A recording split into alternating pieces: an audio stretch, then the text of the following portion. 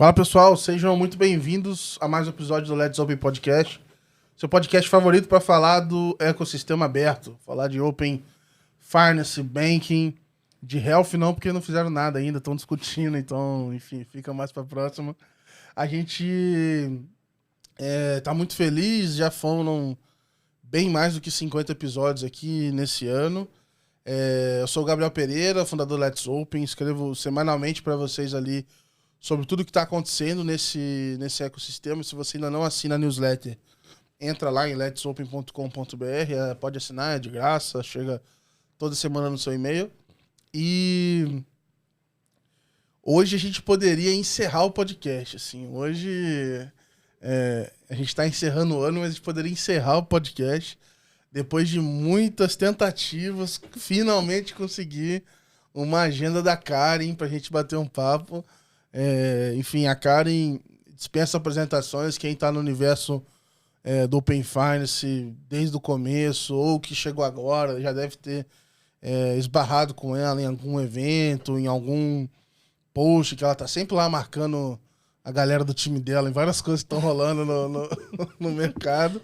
Então, seja muito bem-vindo aqui, Karen. Obrigado por estar aqui presente. É muito legal te receber aqui no podcast. Obrigada, Gabriel. Eu sabia que você ia pegar no meu pé, né? Porque realmente faz um tempão que a gente está tentando marcar.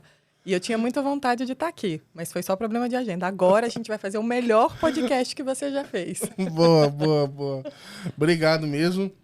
Enfim, faz parte, né? Você vindo lá de Brasília e tal, então... É que o Open Finance toma um pouquinho o nosso tempo, um pouquinho, assim. Exato. Não é fácil, mas assim, o que eu mais vejo no podcast aqui é desafio de agenda, então não é... Faz parte, eu não... Você acha que a agenda desafiadora é só do regulador? Exato. Mas faz parte. Karen, então já pra gente... antes da gente entrar nesse mundo open, quero saber um pouquinho mais de quem é você, sem falar de trabalho. Eu sei que você tem uma trajetória diferente aí também, backgrounds que eu já fiquei sabendo, que eu não imaginava que você tinha, então eu queria saber um pouquinho mais da sua trajetória. Bom, então, Karen, antes de banco, né? Eu sou nascida e criada em Brasília, brasiliense da Gema, entusiasta da cidade. Eu achava que ninguém nascia lá, só ia pra lá. Assim, Não é verdade? Você sabe que as pessoas, quando eu falo que sou de Brasília, elas juram, eu falo, gente, tem maternidade lá. As pessoas nascem lá também. Então, eu sou uma geração de pessoas já criadas em Brasília, vi a cidade crescer muito, vi a cidade evoluir. Gosto muito de esportes radicais, gosto de esporte de uma forma geral. Corro, nado, pedalo. Na minha infância, jogava basquete, enfim. Sou jornalista de formação e administradora, estudei em Brasília. Sou mãe.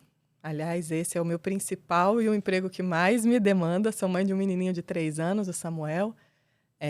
Que mais? Gosto muito de viajar. Meus hobbies eram, né? Que depois que você tem filho, o seu hobby é dormir. Quando você consegue um tempo, você dorme.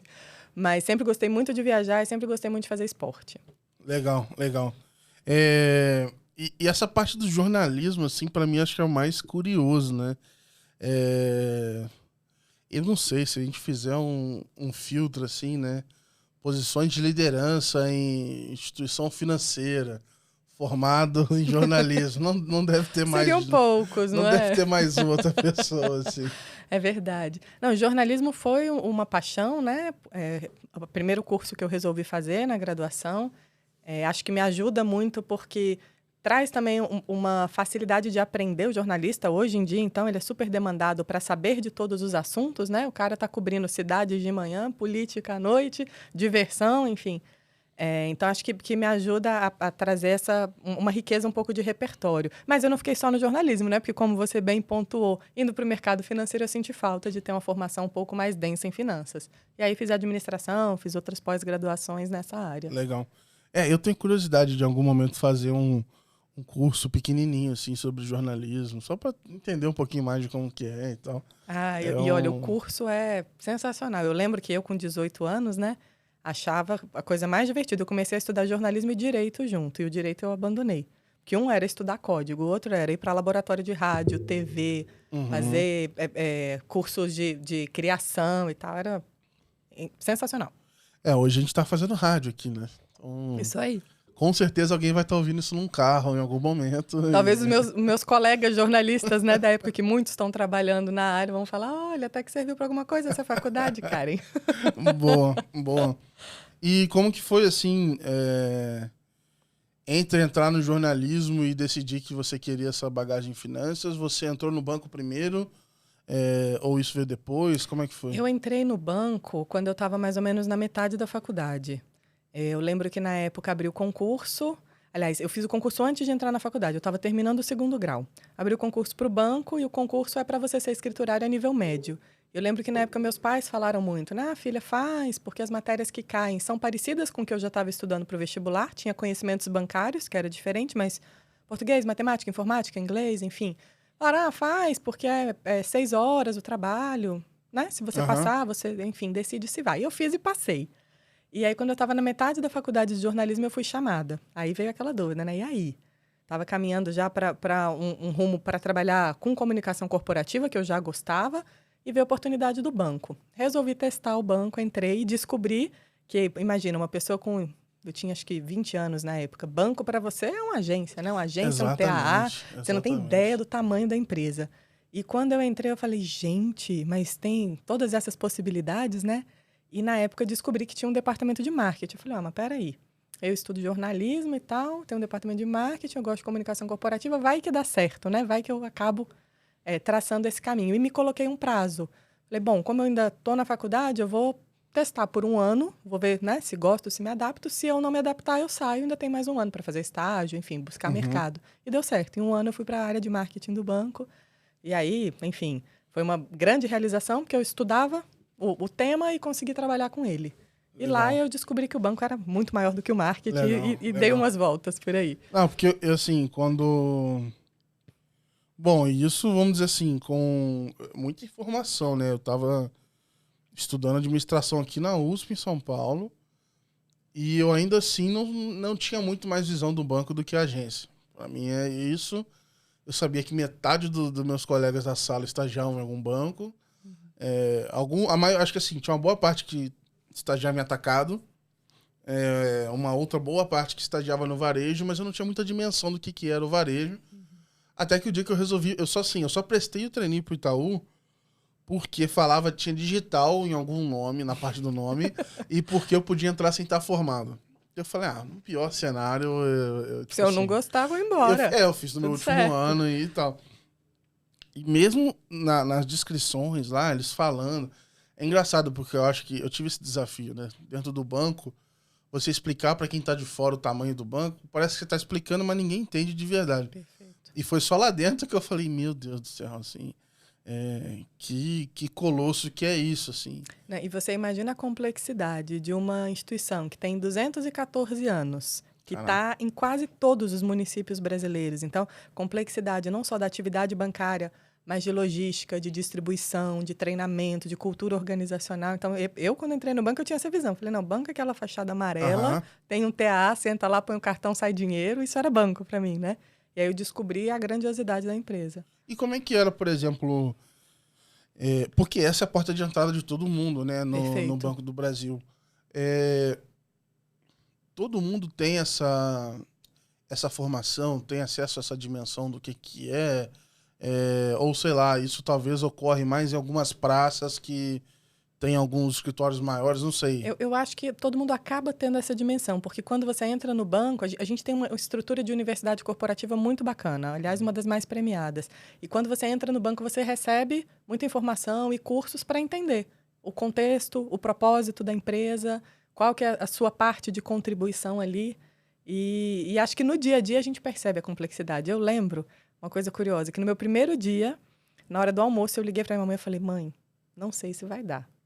Porque tinha passado assim, 1h30, eu já tinha atendido uma renegociação de dívida, eu já tinha cadastrado um CPF, eu já tinha mandado uma ordem de pagamento para o exterior. Eu falei, gente, isso tudo não vai caber na minha... Não tem HD para isso, para muita informação. Porque um banco do tamanho do Banco do Brasil, que atende do pequeno agricultor à grande empresa, que atende pessoa física, que atende MEI, que atende PJ, que atende setor público, é muito complexo. Então, eu acho que no próprio dia a dia, como eu, no meu primeiro dia que eu liguei, eu falei, mãe, eu não sei se esse negócio vai dar certo para mim, não. Eu acho que a gente vai aprendendo mesmo. Não, eu fico imaginando, assim, não sei como é que era a tua bagagem na época, mas... O pessoal mais novo, assim, na época de faculdade, mal sabia pedir um cartão no teu nome, não entendia direito. Perfeito. Tipo, eu ver meus primos, assim, eu ainda, vamos dizer assim, tive uma mini formação, porque eu ajudava meus pais lá no trabalho deles, e eu fazia tipo um office boy. Eu levava malote no HSBC para depositar os cheques e tal. Ia lá, depositava o envelope fora e etc. Então tinha uma noção mínima ali do funcionamento, assim, desse lado de fora. Mas eu sempre ia e ficava muito tempo na fila, eu pegava todos os papeizinhos. Então tinha um papel explicando seguro, tinha um papel explicando outra coisa, não sei o quê. Você ficava ali estudando. Ficava lendo. O que é isso aqui? Porque tinha muito papel. Eu falava, vou pegar esses negócios aqui, vou passar o tempo. Só que eu fico imaginando, assim, olhando hoje, como é que você, putz, na época de faculdade, você sai do jornalismo e do nada te inunda com esse monte de coisa. Enfim, beleza, tem universidade, mas entre você entrar na universidade e se graduar na universidade corporativa, vamos dizer assim, leva um chão, né? Imagino que deve ser um baque muito forte. Eu acho que eu tive o privilégio de, em casa, aprender um pouco de educação financeira. Meu pai sempre teve essa preocupação, então inclusive, eu era correntista do banco antes de entrar no Banco do Brasil. Eu tinha ali minha conta jovem, eu fazia alguma movimentação, meu pai me ensinou ali o básico do, olha, essa é a sua mesada, isso daqui você tem que guardar de dinheiro, eu já fazia estágio, então ó, você ganha isso, portanto você tem uma reserva. Então tinha noções básicas ali como cliente pessoa física, mas é muito mais complexo que isso, né? E uma coisa que me dói até hoje é pensar por que a gente não tem esse conteúdo na escola, né? Por que a educação financeira não é uma matéria básica para que todo mundo aprenda? Porque em algum momento da sua vida, todo mundo vai precisar lidar com o banco, né? Todo mundo vai precisar de ou ter um crédito, ou fazer um investimento, ou pensar na proteção do seu patrimônio, e a gente não aprende isso no ensino regular, né? Sim, eu tenho até... Eu me sinto que eu preciso me preparar. Tipo assim, eu já falei assim, será que eu deveria... Dois momentos. O PGBL e VGBL, eu falo assim, cara, toda vez eu tenho que parar pra ler... Lembrar qual é a letra de cada um.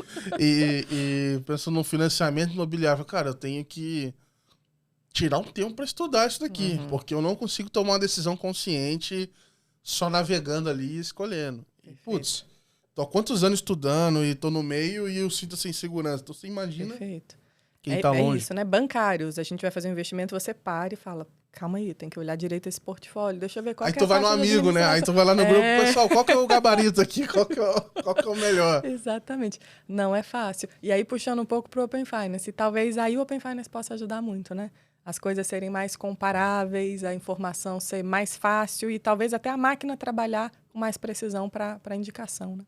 E voltando aqui na sua história, você entrou pelo marketing, eu sei que você teve poucas e boas aí dentro, né? Fez tudo que é tipo de campanha. Como é que era aquela veia de jornalista talvez florescendo ali e você vendo o impacto disso, né? Que uma coisa, beleza, você trabalhou na agência, você ajudou uma pessoa, mas outra coisa é você chegar lá e o que você tava rascunhando apareceu na TV, sei lá, apareceu num jogo de vôlei. Como é que foi isso, assim?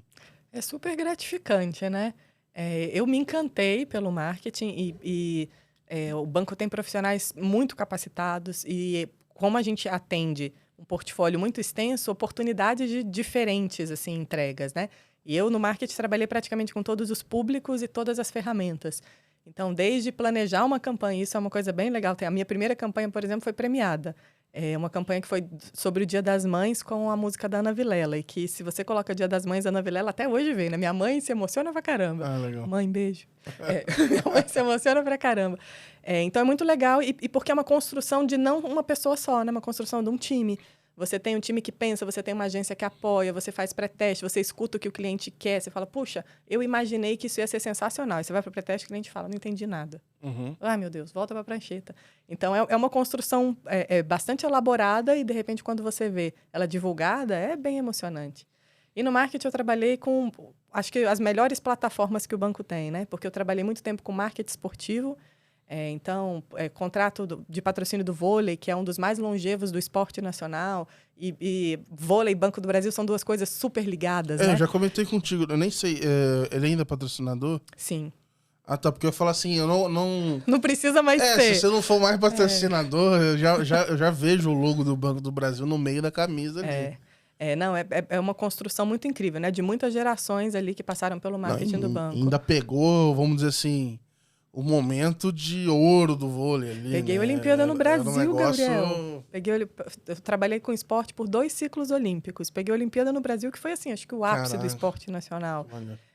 Então, passei por Fórmula 1, contrato com handebol, primeira medalha mundial do handebol, eu estava lá. Que maneiro. E o esporte é uma das plataformas que me encanta muito, porque a gente aprende muito também sobre gestão, né? Você olhar um Bernardinho trabalhando, uma Pessoa no vôlei de praia, o Morten no handebol, o Amir Nasser na Fórmula 1 ali orientando o Felipe. Então, assim, muita gente inspiradora e os próprios atletas que você fala assim, cara... É muito parecido, né? Como é que um grande executivo vira outlier? É o mesmo caminho que um grande atleta vira atleta de alto rendimento. Disciplina, foco, muito treino, muita abdicação, né? Uhum. Então, foi assim, uma experiência incrível, principalmente para me formar também como gestora. Trabalhei na parte dos centros culturais. O banco tem um trabalho espetacular com o centro cultural. Um negócio que toda vez que eu falo me arrepia, assim, porque a gente traz exposições muito bacanas e que seriam pouco acessíveis para a maior parte da população brasileira e coloca ali, com acesso gratuito. Então, quando parava um ônibus e descia uma turma de escola pública para ver um quadro do Picasso, gente, isso não tem preço, assim, eu me arrepio e me emociono. E, além disso, também toda a parte mercadológica, de promoções, de venda, de incentivo a produto, assessoria de imprensa, comunicação interna. Então, no marketing eu trabalhei de tudo um pouco. E de lá eu fui para a área de... Tentando lembrar que a trajetória, porque 18 anos é muito tempo, né? De lá eu fui para a área de relações com investidores em 2006. Na época, estava acontecendo ali um boom da Bolsa, né? Muitas empresas abrindo capital. Eu estava fazendo um MBA e descobri o assunto relações com investidores. E falei, puxa, no banco também tem uma área dessa. Abri uma vaga, concorri e tal. Fui para essa área. Cuidava daqueles relatórios integrados. Relatório anual, relatório de administração e sustentabilidade, Sempre que eu vejo analista. Aquilo, eu fico pensando assim, alguém deve ter chorado sangue para esse negócio sair aqui. É por aí. Porque é um relatório onde não há margem para erro, né? Não. Cada vírgula tem que ser validada e é um relatório gigantesco. Tem que ter processos muito robustos de compliance, porque uma informação errada compromete o preço da atuação, né? Derruba. Então, tipo assim, para você montar esse relatório, para esse número estar batendo, para ele contar uma história, porque assim, o relatório ainda tem que ser palatável, né? Não pode ser um negócio ruim de ler. E ainda vim com todo a diagramação e etc. Eu sempre olho aquilo ali e falo, cara... ali é sangue, suor e lágrimas. Que trabalho, né? que deve ter sido. E trimestralmente, em geral, né? Uhum. Então, não é fácil. Mas é uma área também muito legal, porque você tem uma visão muito abrangente de todo o banco. Para chegar num relatório desse, você interage com praticamente todas as diretorias, né? Você vai desde a sustentabilidade, olhar as iniciativas de ESG, até a contabilidade. E deve te dar uma noção também do banco como um todo muito boa, né? Perfeito, de estratégia e tal. E eu entrei na área de relações com investidores numa época muito boa, porque o mercado de relações com investidores estava se formando em função desse boom que estava acontecendo na Bolsa, e a gente estava entrando no novo mercado da Bovespa. Então, toda uma discussão também sobre revisão de governança, novos padrões de governança corporativa, accountability. Então, foi um período de muito aprendizado. Muda alguma coisa por fato do seu Banco do Brasil, a RI? Não. Você diz assim, diferente de uma empresa 100% privada? Isso. Não, a gente segue mesmas regras de mercado, mesmas coisas. E aí, de lá, trabalhei um período curto na área de crédito, que eu trabalhava mais com informação na área de crédito, tentando traduzir ali o que a parte de crédito, recuperação de crédito fazia, principalmente para a imprensa, e aí usava as minhas duas pernas, né, a financeira e a de jornalismo. Voltei para o marketing, trabalhei mais um tempo no marketing, e depois fui para a área de meios de pagamento, que foi a área imediatamente anterior à minha mudança para o Open Finance. E aí, meio de pagamento, eu trabalhava com portfólio de produtos, com performance, com design de experiências, com atendimento, que também é algo encantador, né? para o bem e para o mal, né? Porque o cartão... assim, encantador. Quando dá certo, é encantador. Mas você sabe que eu gosto muito, porque o cartão é um dos produtos de uso mais recorrente do banco, né? Ele meio que materializa a sua relação com o banco. Tu não tira um empréstimo todo dia. Você não faz um investimento todo dia, infelizmente, porque não sobra para isso, né, Gabriel? Mas o cartão ali é super recorrente, então é uma demanda muito grande. E você conseguir planejar, atender o cliente com velocidade, entender quais são os principais gaps, mudar processo, é uma coisa que eu gosto muito. Eu não sei o que é mais difícil, você atender o investidor ou atender o público em geral, assim. Acho que são dois desafios. São desafios diferentes. Esses dias, e aí você vai trabalhando em banco, você vai aprendendo as palavras-chave. E eu não vou falar qual que era o cartão, porque eu vou falar mal agora, então não quero queimar o filme. Mas eu tive um cartão que eu fui bloqueado por 2 vezes, assim. Eu acabei de fazer o cartão e por motivos meio estranhos, assim. O segundo eu até entendo, porque eu fui alugar um carro meia-noite em Belo Horizonte e aí... Tava no crime, hein, Gabriel? E aí me recusaram. Não, tava tentando chegar em Patinga para um casamento. Foi uma loucura isso. E aí bloquearam. Aí eu falei, beleza. Aí eu passei o outro foi e tal. Só que eu tentei... Aí eu fiquei quase um mês sem desbloquear, porque eu falei, não parava para ver isso. E aí eu liguei para tentar desbloquear. E umas 3 vezes eu ia até o atendente. Depois que eu chegava lá, o atendente desligava. Puxa. Aí eu falei, não, quer saber, véio? Vou usar da malandragem. Quando na 4ª vez, quando o cara falou, eu falei, olha, eu tô doido pra usar meu cartão e se você desligar na minha cara de novo, eu vou cancelar esse cartão porque vocês estão de brincadeira aqui comigo. Pô, resolveu na hora. Passou para a área de segurança, a área de segurança me ligou, perguntou um monte de coisa lá e desbloqueou, foi na hora. Mas porque eu já falei assim, vou nessa. Quando ligam perturbando, eu falo que eu vou abrir Bacen, aí param de ligar. Tem já umas palavras-chave ali. Tem uma manha de ser bancário, né? Então, mas é um grande desafio quem cuida de experiência, esse equilíbrio, né? Entre a segurança e a experiência. Porque você não pode ter uma experiência que seja 100% fluida, mas não pense na segurança. E você também não pode olhar só para a segurança e prejudicar a experiência. Então, são os 2 pratinhos que você está ali o tempo todo tentando equilibrar. Não, mas aí foi isso, assim. Aí agora tá funcionando. Mas era justamente que eu tava mudando de cartão, porque esse outro cartão dava mais pontos e não sei o quê. Eu falei, tá bom, vou usar isso daqui. Mas eu não tenho muita paciência, assim, no geral. Mas, enfim, tô aí abrindo conta em várias instituições, tô fazendo, principalmente para ver as experiências aqui e tal. Mas foi engraçado, eu tive um processo de abertura de conta que não fazia pelo app. Eu baixava o app e o app mandava eu entrar No site? num site. Oh.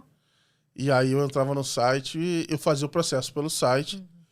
Mas pelo jeito tinha que ser... Eu acho que ele se adapta, ele é aquele... Era para ser responsivo. Só que eu fiz pelo desktop. E aí ele mandava eu tirar foto, a selfie no desktop. Então eu ficava com a câmera do notebook tirando a foto, mostrando um documento. Cara, foi uma loucura, assim. E passou, não sei como, mas passou e foi. Os negócios meio engraçados aí, rodando na rua. Mas deixa pra lá. Quero voltar na parte de pagamentos. Enfim, você já olhou pra esse monte de coisa, então... né, do atendimento, pra RI, pro marketing... Mas é engraçado que, assim, eu não sei se isso é comum, talvez. Eu diria que até menos. Eu não sei se muda, mas me parece, pelas pessoas que eu já conversei, que tendem, numas instituições 100% privadas, a rodar menos. Ou não sei se no seu caso você rodou mais do que a média, assim, em áreas diferentes, sabe? Eu acho que no Banco do Brasil a gente roda bastante, assim, tem uma mobilidade grande. Que é interessante porque você tem uma diversidade de experiência, né? Você vai completando ali as coisas que você não sabia. Eu tenho uma hipótese que isso também faz parte da formação, né? Porque você também não pode... você precisa formar pessoal dentro de casa e acho que isso faz parte do processo, né?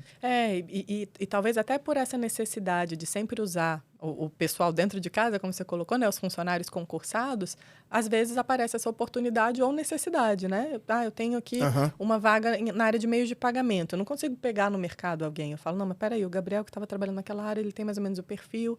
Talvez, né, ele consiga desenvolver esse repertório. E aí criam as oportunidades. E meio de pagamentos foi talvez a área mais diferente para você? Ou dessas que você passou?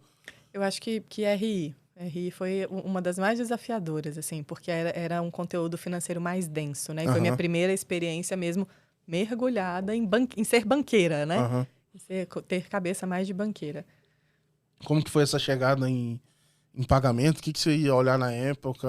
Qual que era o seu papel? Então, meu papel era cuidar do portfólio de produtos, então repensar o que a gente tinha na prateleira e o que a gente deveria ter, né?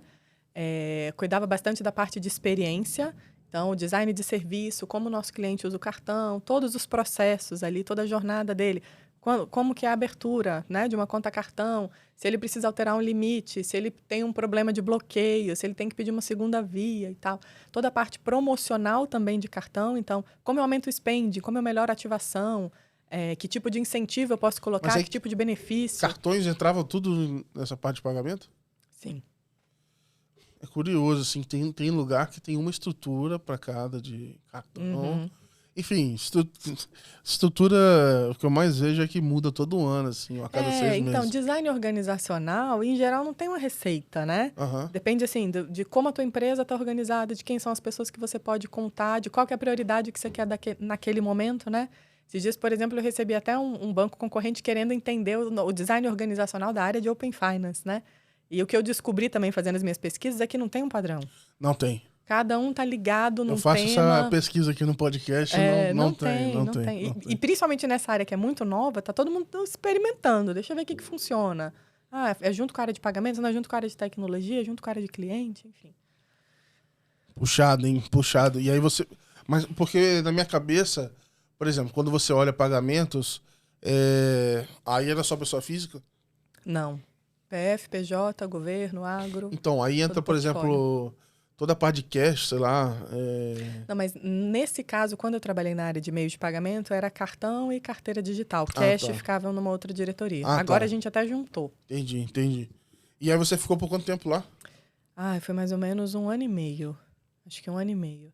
E aí veio o convite para liderar a parte de Open Finance. Mas então, quando você estava em pagamento, você já pegou o Pix? Tava na criação do Pix ali, tava no lançamento, mais ou menos. Legal. E aí entrou o Open Finance nesse meio, você falou, pô, beleza. Vamos lá. Não, mas era a primeira vez que você ouviu falar do Open Finance ou que... Não, eu já escutava falar sobre Open Finance antes, mas não era o meu dia a dia, né? Assim, eu tinha o desafio de, por exemplo, pensar como isso impactava a indústria de cartão. É tipo todo mundo falando, cripto, DeFi... Assim, você tem uma noção geral, né? Você tem uma noção geral ali do que é. Eu sabia que o banco já tinha algumas iniciativas nessa área, mas não tinha... muita profundidade na regulação que estava sendo criada. Então, olha, então tá, as pessoas vão compartilhar informação, isso vai impactar meu negócio, como? Então eu vou saber mais o que as pessoas estão fazendo no cartão lá fora, legal, posso montar alguma coisa com isso. Mas eles também vão saber o que os meus clientes fazem com o meu cartão aqui no Banco do Brasil? Pô, uma ameaça, né? Então, tava assim, bem restrita ao que era o impacto para a minha linha de negócio, né? E aí, depois, quando eu fui trabalhar mesmo com o Open Finance, é que eu entendi, nossa, impacta o banco inteiro, muda a indústria. Aí deu um friozinho na barriga. É que assim, eu fico... É que hoje a gente já vê um negócio... Não sei, eu pelo menos já vejo... Consigo ver mais anos à frente. Consigo ter alguma ideia, assim, de como que esse negócio vai. Mas pra você, teve algum momento que você falou assim, putz, agora vai mesmo? Assim, sei lá, se foi quando saiu a regulação... Se foi quando, de fato, entrou a fase 1, sei lá. Para mim, o agora vai foi a fase 2 em produção. Assim, porque produção a fase 1... ou soft open lá? O soft open, né? Que foi o teste de produção. Soft, isso. Porque a fase 1, por mais que eu tenha acompanhado também, eu acho que ela teve pouco impacto prático, sim, né? Era café com leite. Era café com leite. Então, tipo isso, deu um trabalho enorme para estruturar todas as informações, para fazer exposição, para conseguir consumir as informações das outras instituições, mas a gente sentia pouco impacto no dia a dia do negócio. Mas ela me assustou, sabia? Por quê? Porque eu falei, pô, você tá dando pau nessa fase aqui, ferrou, cara. Era, vamos dizer assim, se a gente não tá conseguindo ter a mesma interpretação nessa, que na teoria é mais simples, né? Nas outras o negócio vai ficar muito mais difícil. Olha como você é um Então, visionário. eu tinha um medo. Mas assim, hoje eu tô até razoavelmente satisfeito, assim, de como a fase 2 tá indo. É óbvio que tem uma série de coisas e tal. Mas tá indo pra PF, Tá né? indo. Você consegue ver as E eu coisas acho que rolando. foi um grande aprendizado para todo mundo, inclusive sobre o processo, que dificilmente a gente vai lançar alguma coisa que na largada vai estar 100%. E é assim todo dia a dia, né? Agora há pouco a gente estava conversando, né, sobre outra iniciativa do prêmio que a gente estava falando, né? Puxa, é V1. E tudo é um pouco assim, né? O produto que você planeja, você põe na rua e de repente você fala, isso daqui eu não tinha pensado, o cliente que veio me contar, né? Realmente, agora eu descobri que a concorrência está fazendo uma coisa diferente. Então, eu acho que a nossa expectativa de que tudo tinha que ser liso no D0, no dia do lançamento, no dia que subiu para produção, já foi ajustada para todo mundo. Acho que todo mundo já entende, ó, legal, vamos colocar agora a versão 2 da fase 3, vamos. Vai zerar os problemas? Muito provavelmente não, mas vai diminuir bastante. E a gente vai identificar a oportunidade de aprimorar com o passar do tempo. Teve uma matéria da... Matéria não, né? Foi uma aspas da presidente do Starling Bank. Ela falou isso... Não sei se foi no começo desse ano ou no final do ano passado. Ela falou que o Open Banking lá fora tinha sido um fiasco, né? Tinha sido... E aí ela explica o porquê e tal, e depois todo mundo refutou ela. Falou, pô, tá louca, não sei o quê, tá evoluindo. E de fato, depois do que ela falou, eu não sei, ô Boca, talvez ela deveria falar de novo, porque começou a alavancar um monte de número lá fora, né? Começou a dar certo e tal. E eu lembro que alguns meses depois, eu tinha até comentado isso na newsletter, algum analista do BTG leu isso daí e escreveu aqui, aí repercutiu aqui no Brasil. Putz, Open Banking lá fora, um fracasso, não sei o quê. Então, assim, eu fico com uma sensação de que você querer achar o que tá ruim pra falar, você vai achar. Eu mesmo falo direto aqui, mas eu acho que, assim, é aquela história de, assim, olha... só eu posso brigar com meu irmão, assim, só eu posso falar mal, assim. Quem tá de fora não pode. É que nem família, né? Só a gente fala mal dela. Exato, você não pode falar mal, assim, porque no final do dia tá andando.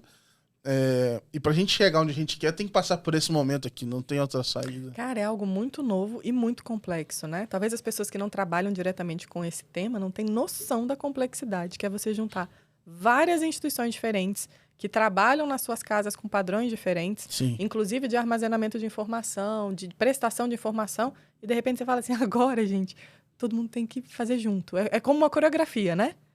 Cada um dançava sozinho em casa, você fala, agora junta, nada sincronizado. Exato. Tem que ser todo mundo com a perna para cima junto, todo mundo com o braço para o lado junto. Não é nada trivial, não é nada simples. Eu vejo, por exemplo...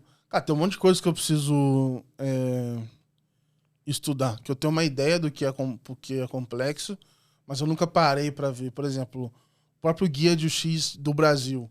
Eu nunca parei para ele todinho igual eu li do Reino Unido. Não deu tempo ainda. Estou separando agora para tirar um tempinho no final do ano e estudar. As APIs, então, cara, também não sou a pessoa mais técnica. Tem que separar um tempo para lá e tentar entender um pouquinho mais. Inclusive, eu vou fazer uma sessão agora no ano que vem do podcast, que vai ser só técnica, assim. Vou chamar só a galera de tecnologia, vai ser online, não vai dar para fazer presencial, mas para tirar essas dúvidas, para entrar um pouco nisso daqui. Só que quem tá de fora não tem nem ideia de que... Assim, hoje eu tenho uma noção do que eu não sei. Eu já tenho clareza do que eu não sei. Só que tem gente que nem sabe dessa parte, sabe? Não sabe o que não sabe, entendeu? É verdade. É muito tema, né? A gente olha pelos GTs, né, na convenção. A quantidade de GTs que tem, porque são muitos temas. É muito tema. E com visões muito diferentes. Às vezes conflitantes, às vezes complementares, Eu vou ser bem sincero, cara. O GT, eu já falei aqui, cara. É muito puxado, cara. Tipo assim, você conciliar o GT com o que você já faz. E, tipo assim, o GT não é só você ir lá pra você ser um participante... Como é que eu posso dizer? Um participante ativo, né? Que faça diferença. Tem um tempo de preparação. Você vai ter que se preparar.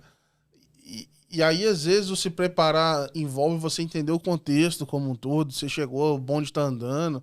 Envolve você conversar com uma, duas pessoas da tua própria instituição para saber qual é o impacto daquilo, mas isso faz sentido, mas e o argumento que o colega trouxe na reunião passada? É bem complexo. A gente coordena 2 GTs, o de arquitetura e o de especificações, que são bastante pesados. Os nossos colegas estão ali suando. É muito puxado mesmo, assim mesmo. E aí, vou voltar na parte de design organizacional, né? Então, você chegou na área do Open. O que você montou de área, ou o que chegou de área na época?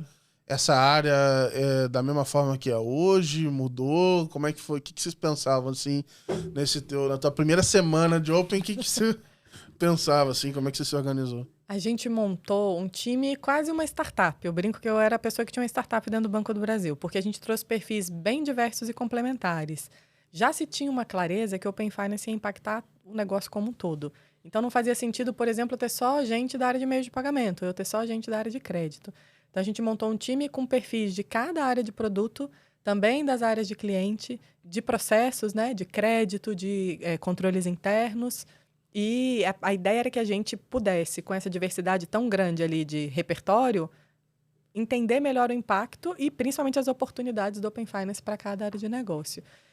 Agora a gente acabou de revisitar esse design organizacional, não ficou muito diferente do que era, mas antes a gente trabalhava numa estrutura de projeto. Então, era uma estrutura temporária, né? A gente tinha aquela expectativa que acabava em dezembro do ano passado, né, Gabriel? Sim. Só que percebemos que era muito mais complexo. Então, a gente internalizou essa estrutura e agora ela faz parte do design permanente, né? Ela não termina.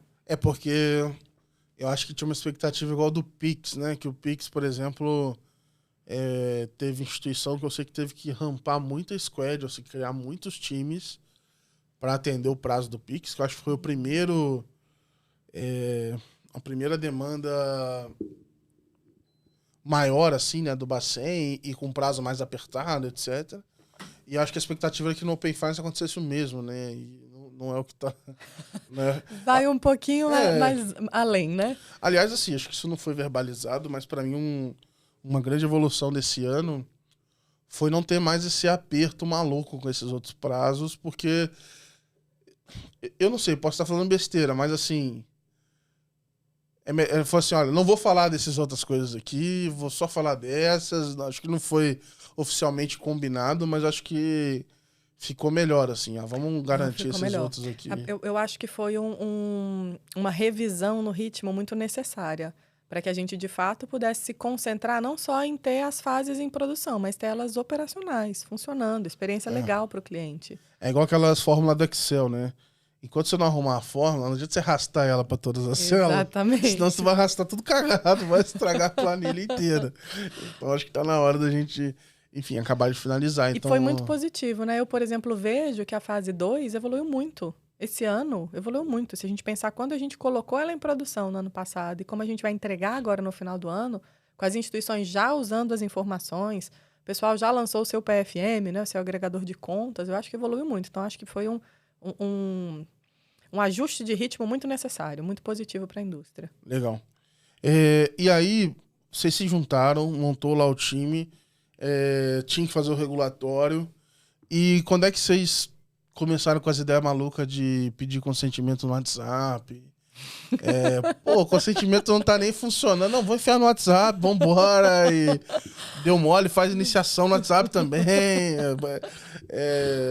Então, lá... Vocês estão na propaganda do WhatsApp, aí a galera lá deve estar ficando louca lá. A gente gosta muito da experiência do WhatsApp, né? Porque ele está em 99% dos celulares brasileiros. As pessoas usam o tempo inteiro. Agora tem, inclusive, enquete. O pessoal estava testando ontem, né, na comunidade. Então, é um aplicativo que as pessoas têm no seu dia a dia e a gente já estava explorando muito com outros serviços financeiros. E por que não o Open Finance está lá, inclusive para se integrar a outras jornadas, né? Mas respondendo a sua pergunta sobre as nossas ideias, né? Acho que uma decisão que a gente teve muito acertada é, desde o início, separar os times do que era o regulatório e o que deveria ser o estratégico. Porque o regulatório garantia que a gente estava em compliance com as datas do Bacen, em compliance com a regulação, que a gente fazia o nosso dever de casa, o beabá. Eu sei que tem perfil para tudo, mas eu fico com a dó dessa galera. Sempre quando fala comigo do regulatório, me tira... Você fala, daqui um abraço. Falar, cara, não dá... E o nosso time do regulatório é muito fera. A gente conseguiu tá sempre em dia com todas as datas e com qualidade. E, ao mesmo tempo, tinha a parte de estratégia falando assim, vocês estão fazendo aí o dever de casa que a gente precisa para não ter nenhum apontamento. Agora, como é que eu faço negócio com isso daqui? Como é que eu, eventualmente, protejo a minha base, eu reduzo o churn, a melhor experiência, eu trago resultado, enfim. Então, daí nascem essas ideias. E por ter perfis muito diversos, a gente consegue, toda hora, achar uma nova aplicação e falar assim, não, mas peraí, isso daqui na indústria de fundos, cara, faz sentido, né? Tem alguém ali de investimento que pensa nisso. E não só, é importante dizer, não só esse time do Open Finance. Esse time ele foi criado para liderar a pauta e estimular a pauta, mas isso envolve a organização inteira. Então, assim, eu brinco que eu tenho sócios nesse projeto em todas as áreas de negócio. E o pessoal compra, assim, isso foi muito legal. As próprias áreas, no início a gente tinha um trabalho um pouco mais de evangelização, né? Olha, gente, deixa eu te contar aqui a regulação, deixa eu te contar o que aconteceu no Reino Unido, as oportunidades, e hoje vem das áreas. Porque eu acho que, assim, se a área tem isso na cabeça dela, no final do dia, Open Finance você precisa de contexto, né? E as áreas são os contextos. Eles vão saber dizer que, putz, sei lá, o cliente recebeu um aumento de limite, tá feliz. Talvez é o momento de você pedir para ele dar o dado e de repente ganhar mais, porque ele tá feliz com o banco. Ou não, o momento que ele teve negado, também você pede, sei lá. Ou ele quer um aumento de limite e você não consegue dar, porque o que você tem ali de informação já te levou no topo do que você poderia. Como é que mais informação pode ajudar? Como é que a gente versiona esse modelo? E considera o que ele está fazendo lá fora, o que ele recebe lá fora, quanto que ele paga por mês em outro cartão. Então, acho que conforme as informações foram chegando, de fato, né, a gente passou aquele soft opening, foi mais fácil tangibilizar e muito rápido o engajamento de várias áreas do banco para falar assim, isso impacta meu negócio, posso melhorar aqui. Já tem uns vídeos no YouTube, saiba como aumentar o teu limite com o Open Bank. Que legal, né? Não é no canal da Let's Open, lá a gente não vai falar disso, mas às vezes eu fico olhando os vídeos que tem pro público em geral, assim, e geralmente é muito alarmista, né? Os bancos vão ter tua informação. É como se já não tivesse. Na verdade, você tá falando que você talvez vai levar para um que você quer que tenha e ele não tem, né? Você vai ter uma gestão melhor de quem tem, por quanto tem, para que vai usar. Esses dias eu olhei, inclusive, que eu tive meus primeiros consentimentos expirados. Falei, que legal. Tá vencendo, tem um bloco grande vencendo. Eu esqueci, eu preciso tirar a print disso. Eu vou botar na newsletter para comentar, porque é uma outra estratégia, né, de renovação, né? Perfeito. Então, tudo bem que os que estão vencendo agora é tudo de soft open, é tudo de funcionário, mas daqui uns 3 meses vai começar mas você sabe que não, porque o soft open foi em agosto, mais ou menos, e o ecossistema começou a funcionar melhor lá para o final do ano passado. Então, agora estão vencendo os primeiros que foram... Não os órfãos, né? Consentimentos órfãos, não os que tiveram problema, mas estão vencendo os dos early adopters mesmo. Vamos ver aí como é que vai ser lidado, né? Porque uma das coisas que eu discutia muito, que eu gostaria de ver, era tipo assim, eu tenho quem tem muito isso...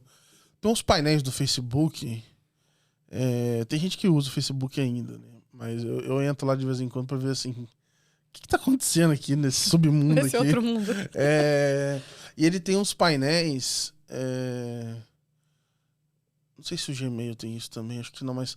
Onde ele mostra onde é que você se conectou, assim, e onde é que tá ativo a tua senha, assim, tipo, os dados que você mandou. E aí você consegue desconectar e tal. É um painel para você gerir onde você deu os seus dados. E eu acho que isso é um negócio legal, assim, de mostrar, e mostrar pro cliente, talvez, aquele benefício que ele teve ao longo do ano com aquilo ali, sabe?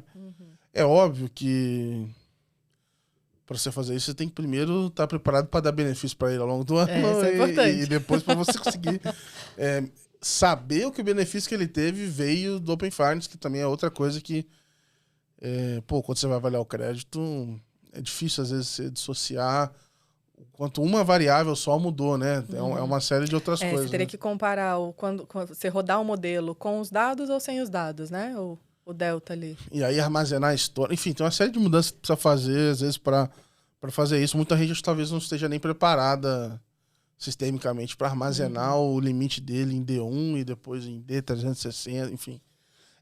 Mas um negócio que eu gostaria de ver, eu acho que a gente vai caminhar, é esse balanço, assim, olha... Por que o Open Finance valeu a pena para você, assim, Gabriel? Só que para isso acontecer, e aí eu não sei se muda na estratégia do Banco do Brasil, você tem que fazer, na minha visão, você tem que fazer uma série de iniciativas que não necessariamente tem um ROI no dia zero, assim. Então, sei lá, igual, vamos pegar o exemplo aqui que vocês mandaram um gatilho, vocês mandaram aquela mensagem, até que eu botei print lá, de vocês falando pro cliente, ei, você compartilhou com a gente aqui e tal, seus dados, você pode comprar, vi que você compra na Amazon, se você comprar pelo nosso marketplace, né, acho que é uma coisa assim, você tem um desconto, né, compra por lá. Sei lá, às vezes não vai ter ROI isso aí, se você pensar, você vai fazer isso para um público de clientes, que quem compartilhou o dado e tá dentro da Amazon, é um negócio pequeno. Pequenininho, E você tem que fazer um esforço para esse negócio acontecer, não é só ligar um botão.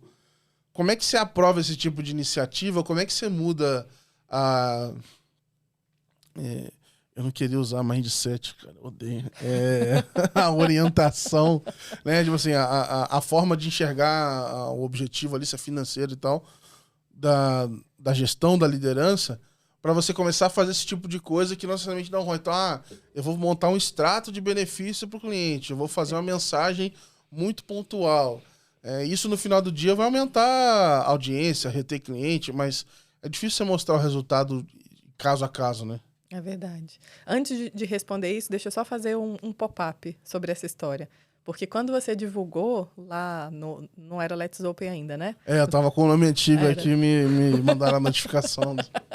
Mas quando você divulgou e eu vi, eu tava voando para Marbella, para aquele evento que a gente foi. E você estragou o meu voo. Porque eu tava pela primeira vez fazendo um voo internacional. Desde que eu fui mãe, eu falei, hoje eu vou dormir. Hoje eu vou ter 10 horas de sono, assim como eu não tenho criança para me acordar. Hoje vai ser o dia. Exatamente assim, quando eu embarquei, eu passei, eu vi, eu pirei, né? Eu falei, gente, porque era uma iniciativa muito pequena que a gente estava fazendo para um grupo pequeno de clientes, até porque poucos consentimentos, e daqueles consentimentos a gente ainda tinha que filtrar quem comprou na Amazon em outro cartão e tal e tal. E teve uma repercussão super legal, né? Aí você estragou minha noite de sono. Mas enfim.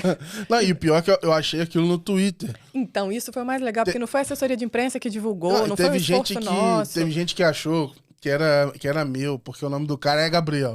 Falei, não sou eu achei no Twitter, aqui tá aqui o print. Não, a gente ficou... Eu, particularmente, eu fiquei super empolgada. Eu falei, caramba, olha, o cliente percebeu o valor e se deu ao trabalho de compartilhar, né?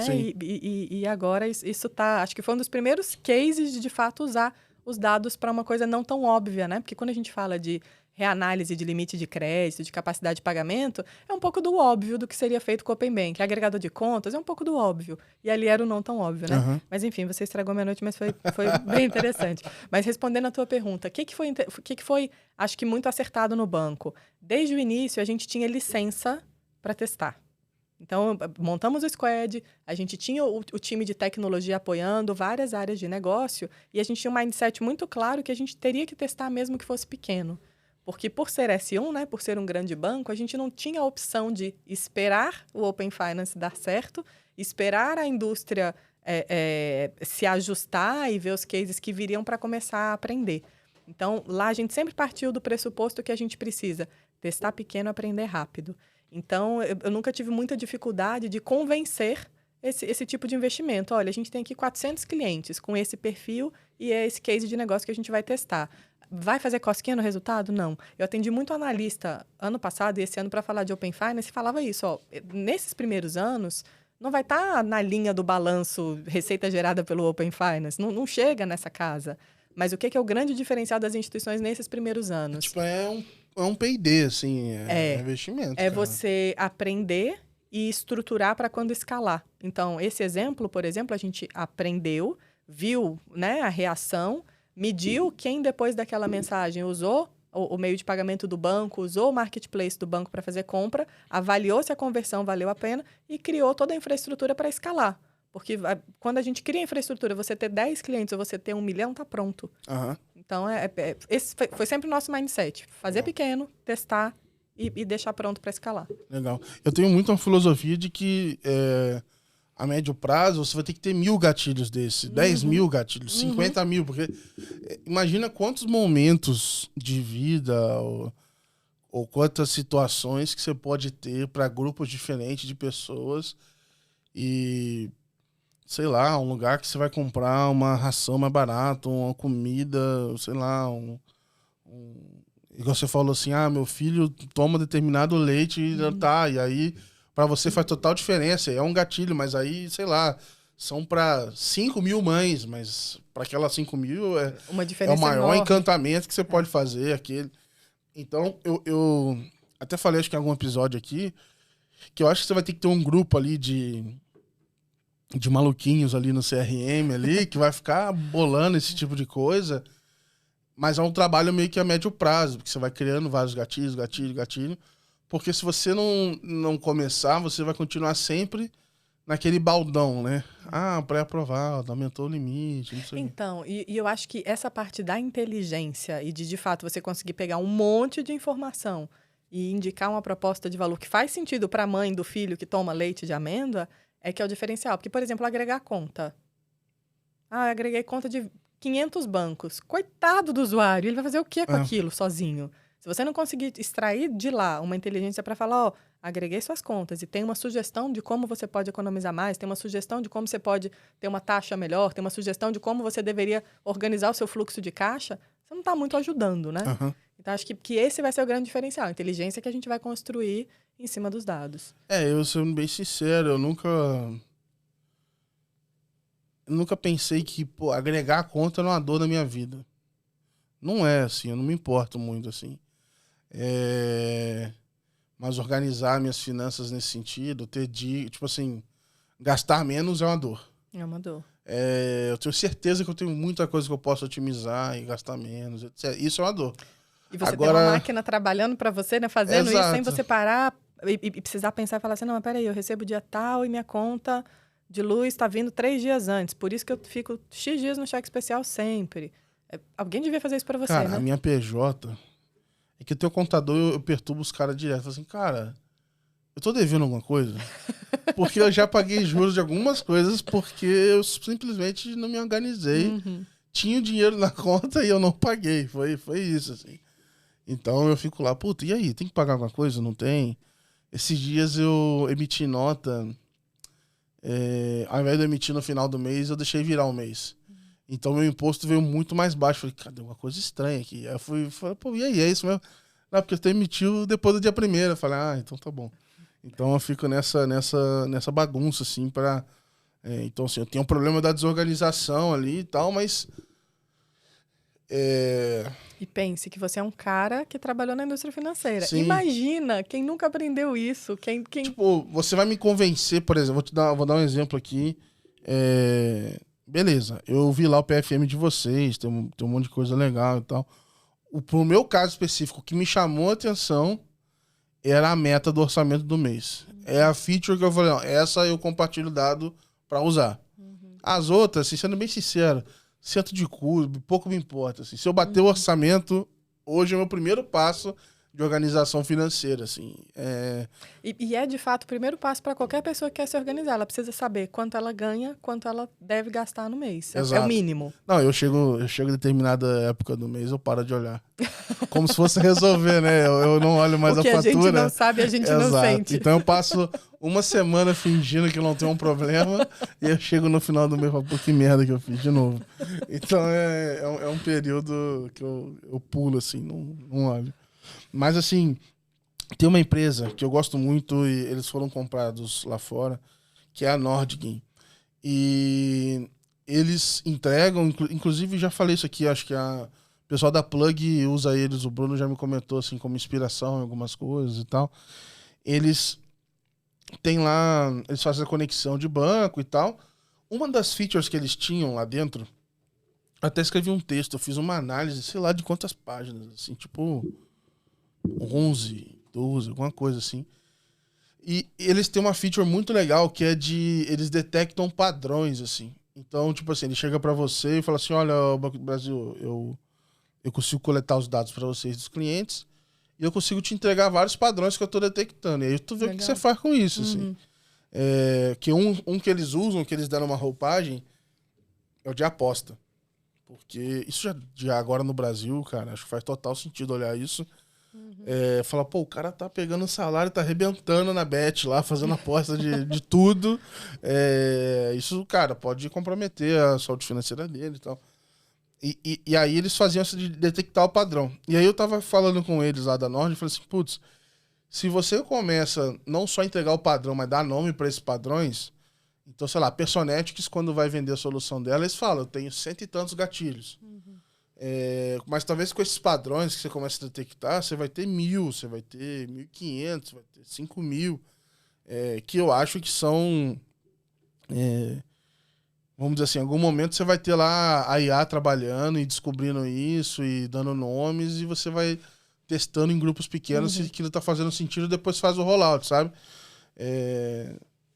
Para você conseguir ter, vamos dizer assim, de fato, a experiência personalizada, que eu acho que não vai ter outro caminho, assim, só no olho humano ou só no CRM tradicional, não vai ter. Então, assim, só para bater na tecla aqui, eu já falei isso também outras vezes, não é culpa do... parte é culpa do banco também, das grandes instituições, mas, tipo assim, esses dados não são novos para os bancos. Os bancos já tinham esses dados. Eles Tinham só seus próprios, né? Perfeito. Porque você tem cliente que é 100% da tua instituição. Então, vamos dizer assim, essas coisas que talvez a gente está falando de surgir agora, elas já poderiam existir. É óbvio, tem uma série de questões por trás. Mas, só falando de dados, talvez elas já poderiam existir há algum tempo. O que vai acontecer agora é que vai dar uma acelerada no processo. Vai ter mais gente olhando. Mas faz sentido. A gente, por exemplo, não tinha um agregador multibanco, mas a gente já tinha um aplicativo de gestão financeira que você podia cadastrar um orçamento e tal, mesmo se você fosse um banco só, né? Se você fosse cliente de um banco só. Eu acho que agora, com esses novos dados, as coisas vão sendo aprimoradas. Aumenta a complexidade e acho que também aumenta o serviço que você pode, o valor que você pode agregar para o cliente, né? Porque se era complexo, com uma conta só, você fazer um orçamento com 2, com 3, com 4, é muito mais, né? Acho que a máquina pode ajudar a reduzir essa complexidade. Hoje, bom, esse episódio vai sair depois do Awards, assim, mas já é público a quantidade de cases que vocês escreveram e cases públicos e tudo mais. Um número relativamente grande versus o momento que a gente está de mercado, né? Então, não sei se está todo... Assim, sei lá, se vocês já divulgam, se vocês botam em produção e colocam na mídia, e deve ter alguém que está botando em produção e não divulga, mas se eu for seguir só pelas notícias, dá para dizer que vocês estão disparados, assim, em termos de cases diferentes que estão em produção. O que você já tem hoje, assim, rodando, assim, para quem está ouvindo aqui e não sabe ficar sabendo? Tá, então, bom, fico feliz primeiro com esse reconhecimento que a gente colocou ali, ó, velocidade. A gente tem o agregador de contas, né, e a gestão financeira, que é o Minhas Finanças Multibanco. Depois eu vi até que várias outras instituições usaram o mesmo nome, né, de Minhas Finanças. Esse Minhas Finanças aí os times de UX tem que ser mais criativo, porque o pessoal faz uma baita análise e no final sai com esse nome. Tudo ficou igual, né? Mas o nosso Minhas Finanças, que olhava só para o Banco do Brasil, agora é multibanco, agrega. Inclusive, já tem integração com o iniciador de transação de pagamento, né? Então, no Minhas Finanças, por exemplo, você já consegue comandar um cash-in para o Banco do Brasil. O iniciador de transação de pagamento já está em produção para fazer o cash-in e também para fazer a aplicação em fundos de investimento, que a gente divulgou recentemente. E aí estamos trabalhando em outras integrações, que eu vou te contar no próximo podcast. Tá bom. A gente já tem versionamento de modelos de análise de limite de crédito, né? De análise de limite de cartão. A gente já tem vários modelos ali no CRM, também olhando para churn, para retenção. Temos o que você me fez perder a noite de sono, que é o que a gente faz até um pouquinho do que é o Beyond Banking, né? Porque a gente não está olhando necessariamente para a transação financeira, mas a gente está olhando para o comportamento de consumo, identificando, puxa, se o fulano de tal está comprando, sei lá, na Cobase, em outra instituição financeira, está deixando de ganhar um cashback aqui. Então, ajudando as pessoas também a economizarem. Justo. A gente já tem o iniciador de transação de pagamento no WhatsApp, a gente já tem o consentimento no WhatsApp. Tem do BBP também lá, né? Já temos o iniciador de transação de pagamento as a service ali no BBP. Então Isso a ideia, eu sou um cliente PJ, eu poderia consumir. Você poderia consumir. Você pode fazer uma integração ali com o nosso BBP e colocar isso, por exemplo, para o checkout do seu e-commerce. Entendi. Então, vamos dizer assim, hoje... já tem uma galera, vamos dizer assim, tem algumas pessoas fazendo isso com a própria ITP, né? Então, sei lá, vou dar exemplo aqui da Kabum lá, que é público já, né? Então, a Kabum usa Fintech Magalu e coloca lá. Perfeito. Se ela fosse cliente do BB, poderia usar. Poderia usar. Legal. Eu acho que em linhas gerais, esqueci algum? Não, o que eu lembro... Né? Acho que dos que a gente escreveu de ação pública, acho que em linhas gerais... Eu lembro são esses. São esses. E tantos outros ali no balãozinho de oxigênio sendo preparado. Eu acho que assim, o que mais... O que eu mais olho, assim, eu acho legal disso tudo é você ter mais gente usando e ter feedback, né? Pô, isso aqui tá legal, não tá? Talvez a pessoa... Já dá pra você entender se o nome Open Finance ajuda a explicar ou não o que tá escrito ali, se precisa ter. Quando eu tô vendo esses cases hoje, eu penso assim, putz, legal, a gente vai ter gente usando, vamos saber qual que é a resposta dele. Então, sei lá, por exemplo, o ITP no WhatsApp. Cara, sei lá, talvez eu não sei, eu faria pra ver como é que é, assim, de curiosidade. Mas talvez tenha uma galera que só vive ali no WhatsApp e vai usar, e aí você vai, enfim, vai sentir... Perfeito. E a gente tem né?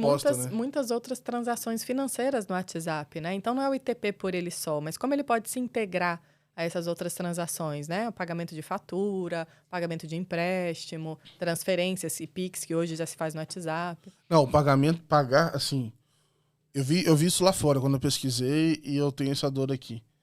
Quando eu vou pagar uma fatura do cartão, eu tenho que fazer o Pix de uma instituição para outra para poder pagar. Porque lá ou o cara fala, pague no boleto, e aí sei lá quando é que vai compensar, ou pague com saldo da conta, assim, não tem... Não tem a opção de pagar com saldo de outra conta, Exato. Porque aí eu tenho que ficar, beleza, agora tranquilo, porque o Pix não cobra nada, aí você fica naquela chatice ali. Mas até um tempo atrás não tinha um Pix, né? Então você ainda tinha essa...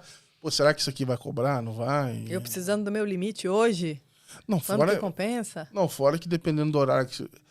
Enfim, eu tenho isso, né? De repente eu resolvo pagar a conta 10h30 da noite. Aí eu não faz um Pix agora, né? Mesma titularidade, mesmo assim não faz, enfim, tem uma série de... Então acho que tem algumas jornadas, esse é um excelente exemplo, que podem ser melhoradas com o ITP, né? E é um negócio que é simples, e assim, óbvio, eu não vou... Fala, porra, eu amo esse banco agora por causa de... Mas, cara, são pequenas coisinhas que vão te fazendo gostar. Às vezes é até imperceptível, né? Mas assim, puxa, é tão fácil usar isso daqui. É tão fácil fazer isso daqui. E acho que um outro case que a gente não mencionou, mas que também é bem legal, é que essas informações do Open Finance, de uma forma geral, elas já estão disponíveis também para toda a nossa rede de agências. Então, por exemplo, seu gerente de conta já consegue enxergar tudo que você compartilhou ali. O Gabriel tem dinheiro na conta, sei lá, do Banco XPTO, o Gabriel tem empréstimo contratado em outra instituição, o Gabriel tem cartão, que cartão, usa o cartão, porque isso agrega também muito na assessoria que ele vai te prestar, né? E como é que você treina essa galera para não ser um negócio assustador? Do tipo assim, porque imagina, eu vou lá falar com o gerente, já tô sabendo aqui que tu tem tanto no banco tal, pô, peraí, calma aí, cara. Pois você sabe que para mim o primeiro ponto do assustador é você falar assim, gente, eu tô num sistema do Banco do Brasil, tô ali na minha plataforma de atendimento, tô vendo o saldo, sei lá, do Bradesco. É meio sci-fi, né? Eu lembro que a primeira vez, quando a gente colocou em produção, eu falei, gente, que coisa louca, né? Não, meu primeiro receio é assim, cara, porque assim, força comercial é muito grande. Então você pode ter de tudo. Você pode ter um cara que tá super alinhado com o treinamento, mas você pode ter alguém lá que vai dar uma inovada e fala um negócio que talvez não deveria falar, assim. Então, a gente se preocupou também muito em ter toda a força de vendas, o banco, de uma forma geral, entendendo o que era esse ambiente. Então, no início do ano passado, se eu não me engano, a gente lançou um curso focado em Open Finance, com tudo o que se sabia, inclusive até aquela época, e também mostrando como que isso agregava no atendimento. E hoje, dos nossos 80 mil funcionários, mais de 60 mil já fizeram o curso. E a gente está o tempo inteiro conversando, né, com a rede de atendimento e mostrando que essa é uma informação a mais para ajudar o gerente ali no seu relacionamento e para que ele considere na assessoria financeira que ele presta, né? Então, sei lá, o Gabriel sentou na minha mesa, ele veio fazer um cartão de crédito, mas eu vi que ele tem um empréstimo contratado em outra instituição com um juro maior que eu poderia oferecer um menor, por que não? Ou tô vendo que ele tem dinheiro lá no saldo na conta em outra instituição, mas aqui tá no cheque especial, porque eu vou falar, Gabriel... E mais uma vez, isso não depende só do atendimento humano, né? Muita coisa está automatizada, muita coisa é a máquina trabalhando. Mas se o cliente quer o atendimento humano, ele tem que também ter essa informação considerada nesse atendimento. Eu acho que assim, eu tô numa fase que eu preciso... igual esse negócio que eu, né, do print lá da Amazon e tal. Eu preciso ver as ações de boa fé, vamos dizer assim, dos bancos, mesmo que o banco não ganhe nada. Tipo assim, olha, isso aqui é melhor pra você, ponto. Eu não ganho nada com isso. Pra mim que ir ganhando a confiança de novo. Porque hoje, assim, o gerente me liga. Cara, não quero nem ouvir, porque na minha cabeça eu já fico pensando onde é que ele quer me enrolar, assim. Aonde que tá a sacanagem. Do tipo assim, talvez de ter passado por um histórico de experiências não tão boas, ou tudo terminar numa venda, né? Pô, é uma ligação que só termina em venda, só vou gastar dinheiro, sabe? Ou eu vou investir num valor que não é tão legal. Era basicamente essas duas. Então me sinto até um pouco magoado, entre aspas, assim, e eu acho que essas pequenas ações vão mostrar que, assim, pô, eu tô preocupado contigo também e eu acho que vai retomando essa confiança porque com o cliente, o sabe? foco tem que ser esse, né? Em manter o cliente no longo prazo. Não é fechar uma venda que, como você falou, muitas vezes não vai atender o interesse do cliente, você bateu sua meta, mas ele não volta. Eu acho que as empresas, de uma forma geral, estão entendendo que muitas vezes você, inclusive, abre mão de receita, mas para manter o cliente, né? Acho que um exemplo excelente disso é a revisão que está acontecendo o tempo inteiro em termos de tarifas, né? Faz sentido algo tal e qual tarifa ser cobrada? Então, acho que o foco é manter o cliente no longo prazo. Justo. E dado com esse monte de mudança que está acontecendo no Open Finance, o que mudou alguma coisa no jeito de trabalhar, a equipe? Você falou que começou como startup, etc. Já temos aí quase 3 anos de Pix, Open Finance. Vamos dizer assim, que tem 2 anos do Pix em produção, né? Mas desde que começou a implementar, etc., entrou pandemia no meio. Mudou alguma coisa, assim, no jeito de trabalhar, na interação com os outros times? Como é que foi? Você diz internamente no banco? Internamente. Eu acho que mudou principalmente porque evoluiu o conhecimento de todo mundo em relação aos impactos, tanto de Pix quanto de Open Finance, né? E de oportunidades também. Então, acho que a conversa há 2 anos, eu brinco muito que eu falo assim, eu era uma vendedora de sonhos. Há 2 anos eu falava, quando o Open Banking chegar, quando o Open Finance, a hiperpersonalização que faremos, o modelo de crédito que faremos. Então, acho que a gente deixou de vender expectativas. Você tá com o nome sujo na praça agora. Eu tava com o nome sujo na praça. Tô pagando minhas contas agora. Eu acho que as expectativas que a gente vendia, agora elas são tangíveis, né? Agora a gente fala, por exemplo, tem um modelo de crédito em produção e aumentei X milhões em limite dos clientes que compartilharam dados. Tô conseguindo trabalhar hiperpersonalização, olhando para o que o cara compra no cartão de outra instituição. Faço upgrade de modalidade. Se o cara tem um cartão, sei lá, nacional aqui e Black na outra instituição, consigo justificar esse upgrade. É meio que você fala assim, olha, pessoal, provei que dá pra fazer, agora vocês fazem o resto. Agora, podia, né? Agora vocês seguem aí, senão eu vou ficar maluco aqui. E acho que agora a velocidade aumentou, o conhecimento sobre o tema aumentou. Muitos processos que antes a gente rodava MVP, eles estão hoje estruturados. Então, muitas vezes a gente rodava na unha, né? Base na unha para falar assim, não, vamos ver se dá certo. Dando certo, a gente escala. Hoje estão estruturados, então já é máquina trabalhando para a gente.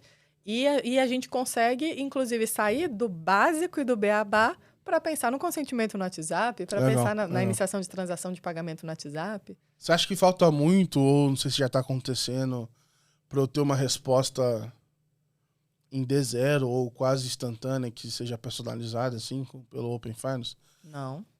Do tipo assim, eu vou pedir meu cartão e eu te dou, e aí você já altera esse limite ali. Ou a gente ainda falta muito, ou estamos nos D mais alguma coisa, assim? Eu acho que temos muita coisa em D0 e em D1. Legal. Legal. Meu sonho é, tipo assim, eu chegar numa instituição, eu vou falar assim, olha, tá aqui meus dados, vê o que você tem pra mim. Se for bom, eu abro a conta aí, a gente faz negócio, senão... Esse modelo ia ser legal, né? Você pegar várias instituições e falar assim, ó, esse daqui sou eu. Quem me oferece o melhor, né? Vamos me leiloem. Ah, e tipo assim, eu chegar numa área não logada, assim, sabe? Eu tenho, por exemplo, lá... eu gosto muito da ideia de simuladores. Eu ainda não vi ninguém fazendo isso, mas assim... eu gosto muito do simulador, acho que é uma fonte excelente para captar cliente, do tipo assim, olha, me dá os seus dados. Pô, o pessoal compartilha o dado inteiro para teste do BuzzFeed, assim. Então se você falar assim, olha, compartilha teus dados que eu vou te dizer qual cantora pop você é. Você pode fazer que vai ter gente divulgando. Mas era assim, compartilha teus dados e eu vou fazer uma simulação do financiamento imobiliário ou veículo super adequada, sabe? Porque hoje eu sinto que a simulação ainda vem com aquela taxa meio de área não logada, uma taxa meio padrão, assim. Então acho que é uma oportunidade de você ganhar. E aí, ampliando mais, eu falo assim, olha, tá aqui todos os meus dados, o que você pode fazer por mim? Ah, beleza, olha, eu consigo te dar um cartão com limite um pouquinho melhor, é só você trazer teu investimento e traz não sei o quê, e aí eu consigo te entregar isso de benefício e beleza, sabe? Ser mais automatizado e demandar menos do cliente, né? Porque aí, de prestação de informação. porque aí eu te mostro isso e você fala assim, putz, legal, que acho que aí a portabilidade vai começar a aumentar. Porque você vai ter, assim, vai ser personalizado mesmo. Porque assim, eu acho legal, como é que eu posso dizer? Se eu fosse sentar num banco para um gerente me ouvir e eu falar o que eu preciso, resolver minha vida, eu gosto, vamos dizer assim. Não é um negócio que eu vou fazer toda vez, mas, pô, uma pessoa tá me ouvindo para saber da minha vida, da minha realidade. Me conhecendo. Exato. E eu acho que essa é uma oportunidade de fazer isso de forma escalável, vamos dizer assim, sabe? Falar assim, pô, beleza, você tem o cartão Black lá, eu te dou mais tanto e no final... esses simuladores e comparadores principalmente não vieram, né? Eu tinha muito essa expectativa do comparador na fase 1. É que a fase 1... Aquele... Não sei se eu devia falar. Já falei isso já também. Mas aquela informação serve pra nada, eu vou ser bem sincero. Porque a base de cálculo não dá pra você garantir que ela é a mesma. Porque eu tenho instituição que vai botar o preço cheio. Aí a outra bota um preço que é o preço descontado. Porque cada um contabiliza isso de uma forma. Porque, por exemplo, se você não compartilhar o preço cheio, você pode estar dando a sua estratégia inteira de precificação, sei lá. Porque às vezes o preço de tabela do cartão tal é R$400, mas aquele cliente é tão bom que você não cobra nada dele. Mas aí vai parecer que a média de tarifa é 400, mas na verdade ela é 0. Só que aí o outro banco não seguiu essa regra, seguiu uma outra. E aí ele preencheu 300. Aí você não tá comparando números iguais, sabe? Eu acho que isso que é um problema. Por isso que eu nem olho para aquele número, assim. Nunca levei em consideração, mas acho que aqueles quartis ali tem esse problema. Porque você tem que colocar um número, mas que no final... de onde ele veio, assim, qual que é a base. E é um dado bem sensível. Enfim. Agora, os comparadores, eu acho que podem sofrer um pouco desse problema. Não sei como tá tipo assim, preços, etc. Acho que dá para você fazer alguma coisa ainda. Não sei como é que isso tá 100%. Mas é questão de modelo de negócio, assim. Hoje não tem mais... Tem um ou outro aí, eu sei que tem a Mobius, vou falar com eles, mas não tem muito PFM independente, né? Só tem agora dentro das instituições. Não sei se as instituições vão fazer os comparadores dentro de casa, se for uma situação que a comparação não é boa para ela, assim. Então aquela ideia de ter marketplaces, etc., talvez apareça junto com a EPOC, quando... A EPOC vai fazer bastante sentido, né? Aliás, paramos de falar de EPOC, né? Por um tempo. Parou, tá muito difícil. É mais fácil falar de Open Health do que falar... Nossa, Open Health, esse aí é complexo. Tem discussões éticas lá, é difícil. Eu não faria um podcast de Open Health. É difícil dar opinião sobre a saúde das pessoas. Acho que é mais sensível ainda. E são muitos atores envolvidos, né? Acho que uma complexidade ainda maior do que a indústria financeira, né? Você está falando de plano de saúde, hospitais, médicos, laboratórios. Aí você não consegue garantir se vão usar a informação pro bem da pessoa. Imagina, a pessoa vai lá, compartilha o dado e o plano dela sai de 1.000 para 3.000. Uma coisa é você perder limite, outra coisa é você perder o ponto de saúde. É um negócio meio tenso. É bem tenso, assim, na verdade. É bem mais complexo do que parece, né? Mas, em compensação, é uma indústria que realmente poderia ter um impacto muito positivo, né? Acho que tem muito benefício. Eu gosto muito... Eu tô revendo aquela série lá do Spotify, lá, a playlist. E é engraçado como é que a tecnologia na época... Chega a ser... É muito engraçado, porque o cara mostra pro outro, assim, quando ele tá criando o Spotify, fala, olha isso daqui, cara. Você clica e toca na hora a música. Olha que absurdo. Não sei o que. Aí você fala, caralho. Era isso mesmo, assim. Era um absurdo. E um negócio que eu gosto muito do Spotify é essa história de você tá ouvindo no celular e tu entra no computador e continua a música de onde tava. Aí você fala, não quero ouvir aqui não. Você bota na Alexa, no mesmo lugar que tava e tal. Uma experiência multicanal mesmo, né? Exato. E eu acho que essa questão de dados vai chegar nesse momento, assim. Então... Você vai no médico, tá lá, tu vai a outro lugar, é o mesmo dado, e se você, enfim, chegar em casa e quiser consultar, você vai ter o mesmo acesso ali, o mesmo dado. Vai ter enfim, vai estar sincronizado com todo mundo. Mas eu queria aproveitar aqui, Karen, voltar nessa questão lá do Banco do Brasil, que você participou de vários eventos na parte de marketing, etc., mas eu não sei se você já era assim, pouco. Que momento que você virou porta-voz do banco? Porque agora, pô, todo negócio vai lá, Karen, do Banco do Brasil. Até brinco com a galera, pessoal. Vamos levar outras pessoas, então gastando a Karen aí pra caramba. Querendo tirar meu emprego, Gabriel? Não, vou te dar umas férias. Meu filho só toma leite de amêndoa, Gabriel, me ajuda. Te dá umas férias, pô. Tá pegando avião pra cima e pra baixo. Pô, Nova York, cheio da Marbella. O negócio tá bom. Mas assim... Nas outras áreas, chegou algum momento que você também... Beleza, RI, né? É parte do trabalho, mas... Quando é que você começou a representar mais, enfim? Então, na carreira executiva, a gente já faz essa representação, né? Coincidentemente, você me vê muito porque a gente trabalha com Open Bank, né? Mas tem outros executivos do banco que são porta-vozes de temas diferentes. Então, desde a área de marketing, já como executiva... eu sou o porta-voz da empresa quando preciso. Legal. Aí já vem treinada, né? No PR, já vem... Pô, tem essa galera de PR, você só consegue... Isso é interessante, porque no marketing eu trabalhei com assessoria de imprensa. Então, antigamente, eu fazia media training para as pessoas, né? E é muito diferente, é muito mais fácil você fazer o media training dos outros do que ser fonte, né? Justo. É bom, essa galera é boa quando você conversa em happy hour, que aí conta as coisas tudo. Gravando aqui, ninguém conta nada, difícil. Ainda mais quando grava de manhã, não tem cerveja, aí é complicado. Contei tudo aqui, Gabriel, que isso? E como é que foi, assim, você teve participações aí fora do Brasil, o que você viu de interessante, como é que foi aí pra você, Marbella? Para mim a grande surpresa é saber do interesse sobre o Brasil, né? A gente fala muito que aqui a gente faz as nossas jabuticabas e muitas vezes a gente fala de uma forma pejorativa, né? Que a gente faz as nossas coisas de um jeitinho diferente, tá? Mas no caso da nossa jabuticaba Open Finance, ela é super desejada, né? A gente esteve junto em Marbella e eu fui muito na expectativa de entender o que os outros estavam fazendo, as geografias que estavam mais avançadas, e a reação era justamente o contrário, era todo mundo querendo saber, e aí? E o Brasil? Vocês têm um escopo tão complexo, a adoção tem sido tão rápida, né?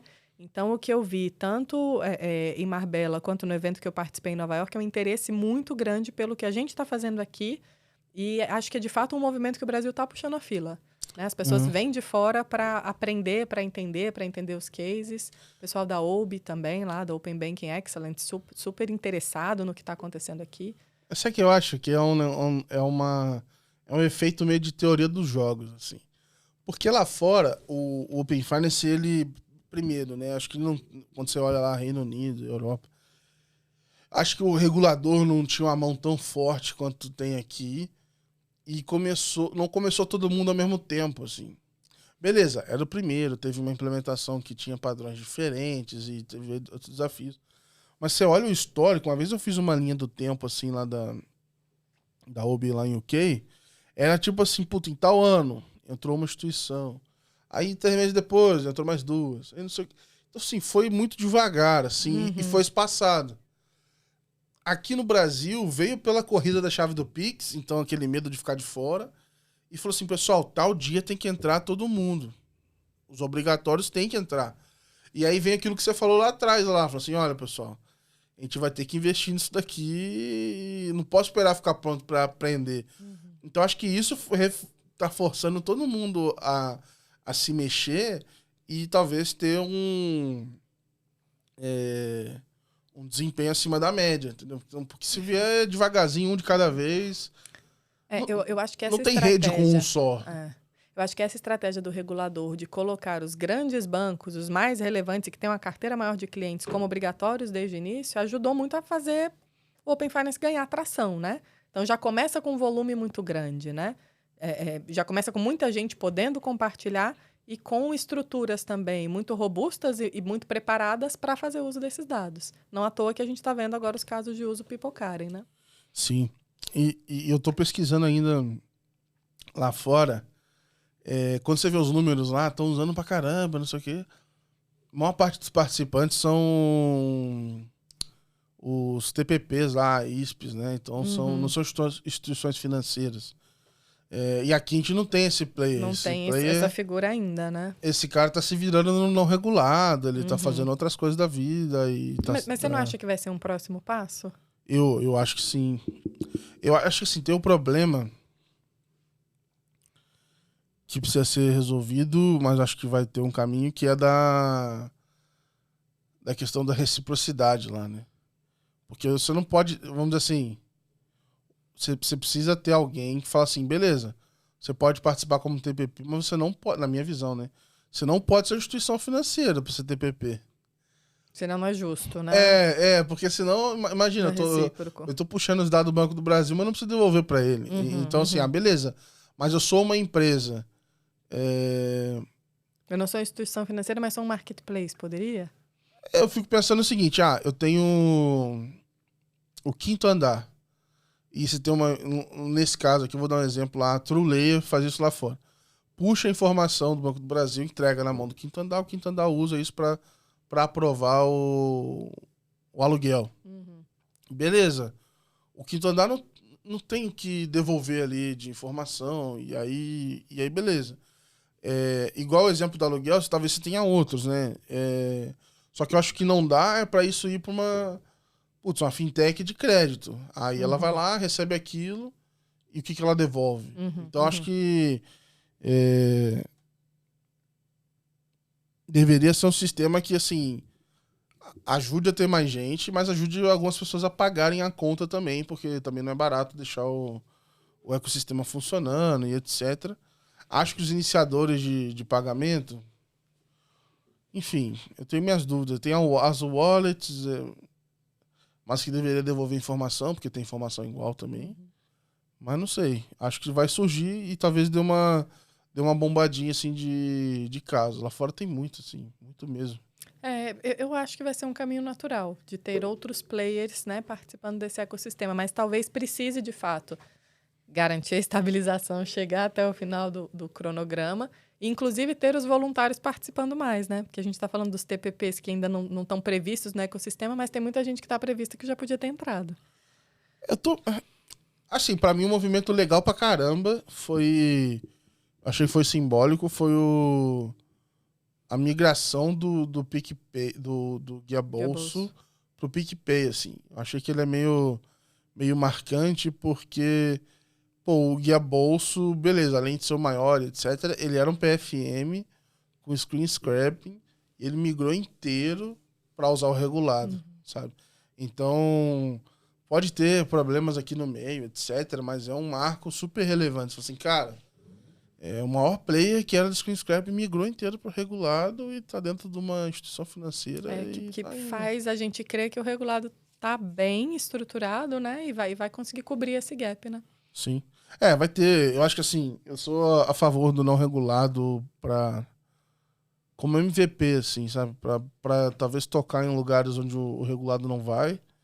E pra provocar um pouco, assim. Se você depender só de regular, você não vai. Mas, por exemplo, tem lugares lá, até divulguei isso esses dias, que tá rolando de fato. Teve o primeiro case lá na Austrália do Open Energy funcionando, assim. Então o pessoal. Na verdade, chama de Open Energy, mas não é Open Energy. Como é que eu posso dizer? Tá mais para Open Utilities, assim, sabe? Que é dado da conta de luz. E não você fazer, enfim, trocar dados entre instituições. Você consegue puxar aqueles dados de luz. Estão falando que você pode aumentar a portabilidade, ter coisas sobre economia verde lá, tudo que você poderia fazer. Mas não é igual está se discutindo aqui no Brasil, que eu acho que aqui tem algumas coisas do mercado de energia também. Então acho que é bom separar um pouco os dois aqui pra galera não ficar maluca. Eu queria te perguntar, assim, dentro dessa visão de futuro, o que tem ficado mais na sua cabeça, assim, pra onde você acha que vai? Tem uma coisa que chamou mais atenção? Pode ser algo pro próximo ano ou mais sonhador para daqui a 10 anos, 15 anos, sei lá o que você... Bom, acho que o primeiro desafio é concluir o que foi planejado, né? Parece trivial, mas eu acho a fase 4 muito complexa, quando a gente fala de integrar com outras indústrias, né? De investimento, de seguros. Acho que o iniciador de transação de pagamento ainda não entregou seu potencial. Ali eu acho que tem um grande valor para ser destravado ainda do Open Finance. E eu vejo um movimento muito natural, falando ali para 10 anos, de Open Data em várias indústrias, né? Há um tempo atrás eu participei de um evento que estavam falando sobre Open Education. Indústrias que às vezes a gente acha que não faz sentido, mas se você para pensar, faz total. Por exemplo, se você é aluno de uma escola pública que mora no Rio Grande do Sul e sua família vai mudar para o Amazonas, como que você leva todas as informações do teu histórico? Você vai lá pegar um papel e leva para uma escola, leva para outra? Você quer aplicar na universidade fora do país? Como é que você compartilha as suas informações? E como você tem, de fato, não só nessa questão de compartilhamento do próprio usuário, mas essas informações organizadas de tal forma que políticas públicas possam fazer uso delas, né? Onde tem mais gap de tal conteúdo, onde tem mais oportunidade para outra coisa. Então, eu vejo que muitas indústrias poderiam se beneficiar desse Open Data organizado. Imagino que nos próximos 10 anos, talvez isso ainda seja setorial, como a gente falou aqui, o Education, o Health, o Energy, o Utilities, mas imagino que para lá de 10 anos isso vai ser tudo integrado. E vai ser complexo, muito complexo. E a gente vai precisar de muita inteligência para que a combinação dessas informações de diferentes indústrias, de fato, entreguem algum valor, né, para o cidadão, para o usuário. Legal. Eu tô quase... É que assim, eu não tenho a menor ideia do como. Inclusive, eu vou levantar um dinheiro aí com a Let's Open para eu parar lá na Coreia do Sul. Porque eu sou na minha cabeça, assim, o que vai fazer diferença é a gente ter uma identidade digital muito forte, assim. Eu acho que ela vai abrir todo esse resto, assim, porque... É o início, né? Exato. Com ela funcionando, eu acho que as coisas vão se abrindo. E aí eu falei da Coreia porque lá tem isso, e aí eu tô tentando me dedicar a estudar essas coisas agora, tentando marcar uma conversa com alguém de lá que fala inglês, pelo menos, porque o coreano não vai ter condição. Para poder entender um pouquinho mais de como é que isso funciona, porque eu acho que à medida que isso acontecer, imagina assim, você conseguiria tirar a fricção dessas jornadas que a gente está falando hoje, você conseguiria... Entrar em qualquer indústria, né, com a sua identidade. E você consegue deixar tudo... Lembra do painel do Facebook lá que eu falei? Você consegue deixar tudo meio que conectado ali. E aí quando você chega numa instituição, você escolhe tudo que você quer levar para ela, ao invés de ter que logar uma a uma para poder conectar o Itaú, o Bradesco, né? Você vai lá e fala, ó, pode levar essas, esse aqui não, esse aqui sim, e vai. Então, verdade. E por que não uma identidade única global, né? Digital, exato, única exato. E global. Então, estão tendo essas discussões aí. Aí rola aquelas questões de privacidade. Não sei, eu acho que quando você tem menos quando você não quer se esconder, vamos dizer assim, é bom você ter condição de provar, né? Você tem um histórico legal, é bom você provar que você fala, não, pode ver aqui. Faz diferença, assim. Então, eu acho que vai ajudar. E se esse compartilhamento de informação for sempre uma decisão do usuário, quando você também não tiver legal e não quiser compartilhar, né, tá tudo certo. Sua privacidade é respeitada. Você escolhe o que compartilha, assim. Perfeito. Acho que a gente vai poder se alavancar muito nessas coisas. Não sei se está no timing de fazer isso no Brasil agora, mas, cara, para mim é uma...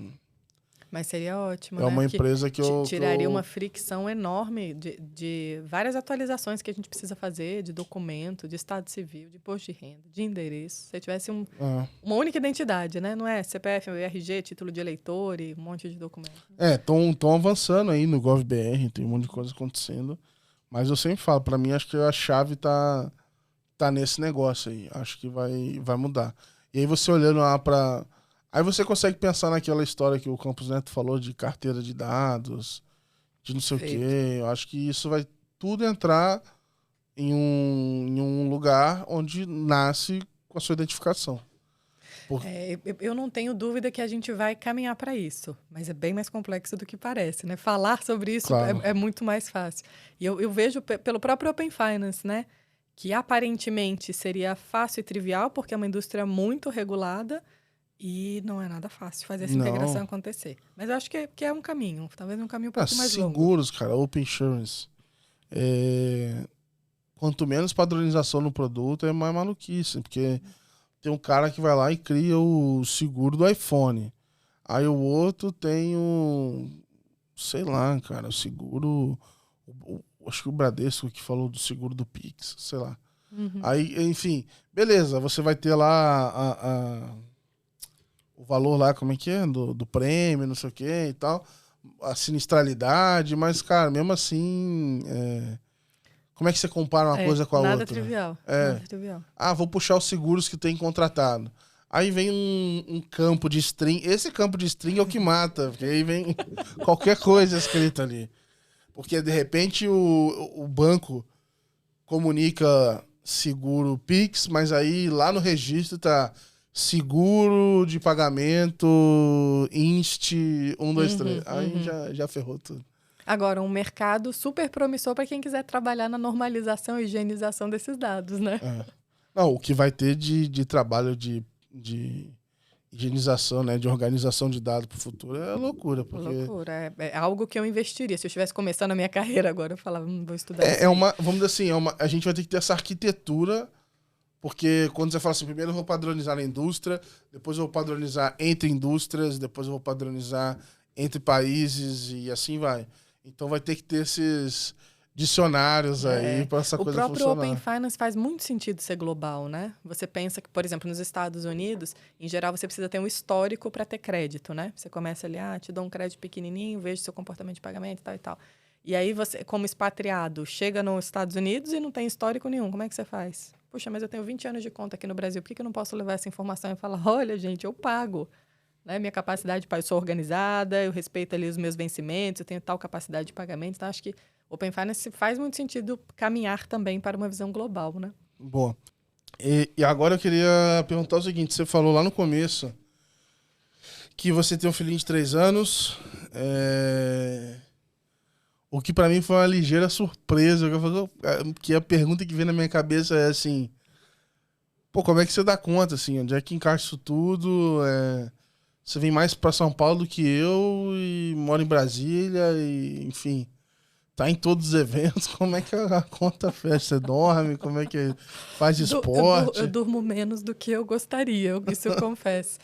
Então, tenho um filhinho de 3 anos, Samuel, paixão da minha vida, e que eu brinco que eu nunca soube o que era trabalhar até ser mãe, porque, olha, rapaz, é puxado. E eu já sou executiva há 8 anos, então eu tô falando com conhecimento de causa. É realmente puxado esse emprego de mãe, mas é uma delícia, assim. Não é fácil conciliar. Muitas vezes eu sinto que eu devia ter mais presença em casa, muitas vezes eu estou em casa e sinto que alguma coisa eu poderia estar fazendo melhor no trabalho. Mas eu tento encarar que em cada esfera que eu tento ser a melhor que eu posso ser. Que eu posso ser. Importante falar isso, mais uma vez, que eu posso ser. Porque é muito difícil quando a gente se compara a outros padrões, né? A gente fala, mas fulana de tal, ela largou o trabalho e vive só para cuidar do filho. Mas fulana de tal, ela, puxa, nem leva o filho no médico, é a babá e tal. Cada um é de um jeito, né? Uhum. Então, eu penso ali muito nos meus limites. E, principalmente, eu tenho uma rede que me ajuda muito, né? O marido é um paizão e faz a parte dele muito bem feita. Eu tenho os meus pais também que me ajudam. Acho que a própria empresa também me acolhe como mãe executiva, né? Eu tive a felicidade de ter vários líderes que entenderam esse momento e me permitiram aprender a ser mãe, porque, como eu brinquei, né? Eu aprendi a ser executiva antes, mas eu não tinha aprendido a ser mãe executiva. Então, que me ajudaram e me apoiam nesses momentos. Legal, legal. E aí, falando um pouco dessa questão, assim, também, queria que você explorasse um pouco da questão de liderança feminina, assim, quando você se tornou líder, você já tinha outras inspirações? Como é que foi isso para você? Eu comecei a carreira de gestão muito cedo, né, com 26 anos. E eu não tinha muita certeza, inclusive, sobre maternidade. Mas eu me inspirava em algumas outras gestoras que eu via no banco. E muitas conseguiam conciliar. Eu optei para deixar a maternidade um pouquinho mais para frente. Então, aprendi primeiro a ser gestora, né? Acho que tive muitas mulheres, de fato, que me inspiraram. É difícil citar nomes, porque eu sempre fico com medo de esquecer alguma. Mas tenho muitas também hoje no meu dia a dia. E essas eu acho que é importante lembrar. As meninas que trabalham comigo no projeto Open Banking, as meninas que trabalham na área de tecnologia. Então, são muitas que eu olho. Vou citar uma, tentando representar todas, mas tem uma delas que para mim, é assim... especialmente diferenciada pelo volume de coisas que ela faz ao mesmo tempo, né? Que é a Valesca. Ela tem 3 filhos, sendo que casal de gêmeos, né? Que eu acho que toda mãe de gêmeos merece meu respeito. Aliás, Roberta Guedes, que se estiver ouvindo, tá aí. Meu beijo, meu respeito. Ela tem 3 enteados. Ela trabalha no Open Finance, ela é PO da nossa sala de Open. Então, ela toca N soluções, a do consentimento no WhatsApp, inclusive. Ela é casada, né? Tem um marido, um companheiro. E ela tem uma ONG para achar lar para animais abandonados. Jesus, então, eu olho para essa mulher e eu falo, gente, o que eu faço nem é tanto, né? Cara. E assim como ela, tem outras tantas mulheres incríveis que no dia a dia, independente da hierarquia que estão, né? Porque às vezes a gente fala muito isso de os ídolos que nos inspiram, alguém que hierarquicamente está acima da gente. E acho que não. Uhum. A gente olha para o lado e tem muita gente que fala, cara, ela entrega um trabalho sensacional, ela não deixa nada devendo no banco. Ela liderou pessoalmente essa entrega do consentimento no WhatsApp, que foi uma super inovação. Caraca, e ela estava ali a cada minuto e fazendo a gestão de todo esse contexto, de todo esse bololô aí. Então, são várias as que me inspiram. E acho que, em geral, o que me inspira é isso, assim, a capacidade de conseguir lidar e organizar diferentes situações, diferentes realidades. O cuidado, que eu acho que a mulher ela tem bastante isso, né? Ela aprende muito a cuidar dos outros, não só pela maternidade, mas a cuidar da família, a ser mais carinhosa, a ser mais afetuosa. E acho que também é a questão do instinto, né? Do olhar mais atento e que muitas vezes se transforma ali em insights, em diferencial. Então, acho que eu vi várias ao longo da minha jornada que me trouxeram esses aprendizados. Legal. E principalmente também de entender que somos todos profissionais independentes de gênero, né? Então, não tem que ter um limite diferente para homem ou para mulher. Justo.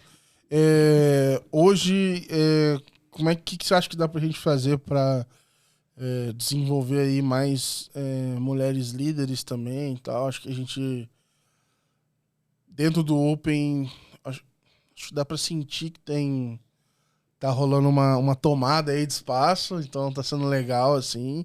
Eu já consigo notar diferenças do começo pra agora e tal. Como é que você acha que é um caminho, assim, pra desenvolver mais lideranças femininas? Eu vejo muita gente pronta. Eu acho que a primeira coisa precisa ter oportunidade, né? E para ter oportunidade, a gente precisa trabalhar tanto o viés de quem contrata, que tem que estar aberto, de fato, para ter um time diverso, para dar espaço para as mulheres competentes, e também o viés de quem aplica, né? Tem várias pesquisas que mostram que as mulheres, em geral, elas são muito exigentes com si mesmas, né? Então, que se elas não atendem a 100% dos critérios de uma vaga, elas não arriscam. Acho que a gente precisa trabalhar esses dois vieses. Mulheres entenderem que se você não atende os 100%, corre atrás dos outros 10% e vai lá, enfrenta. Ainda mais em Open, porque não tem como tu atender. Tipo... Um especialista com 10 anos de experiência no Open, tem. Gabriel, você conhece algum? Não tem. Então, eu acho que a gente pode, mulheres de uma forma geral, e estou falando isso muito embasada nas pesquisas, tá? Não é só um data feeling, né? Sim.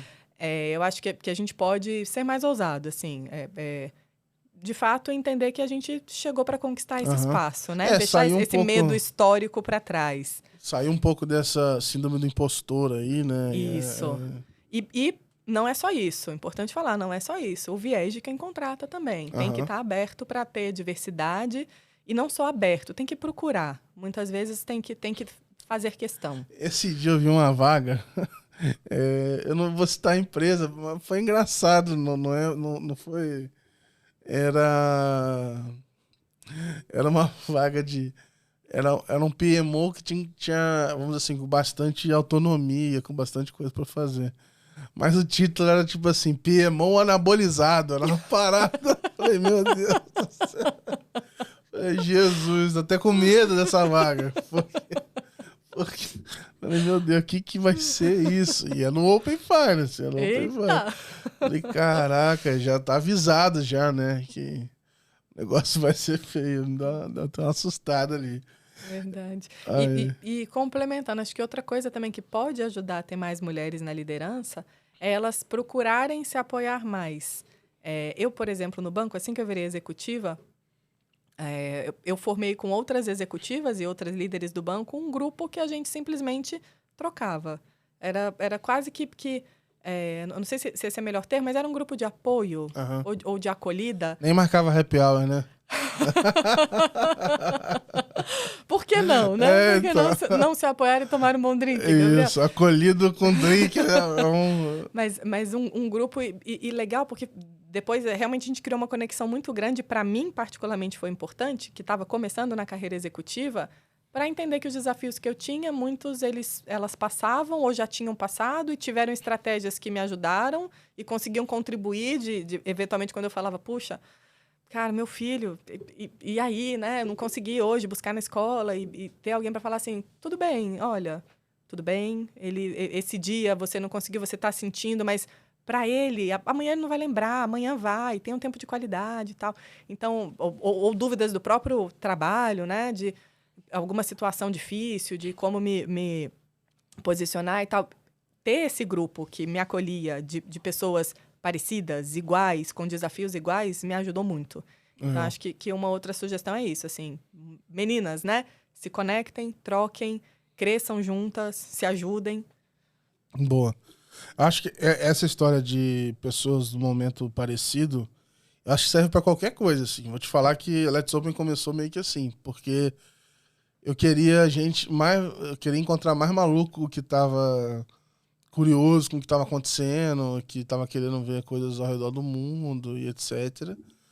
E foi um pouco isso, porque no meu dia a dia no trabalho, a galera tinha um PMO anabolizado cobrando a gente de entregar o to-do ali e tal.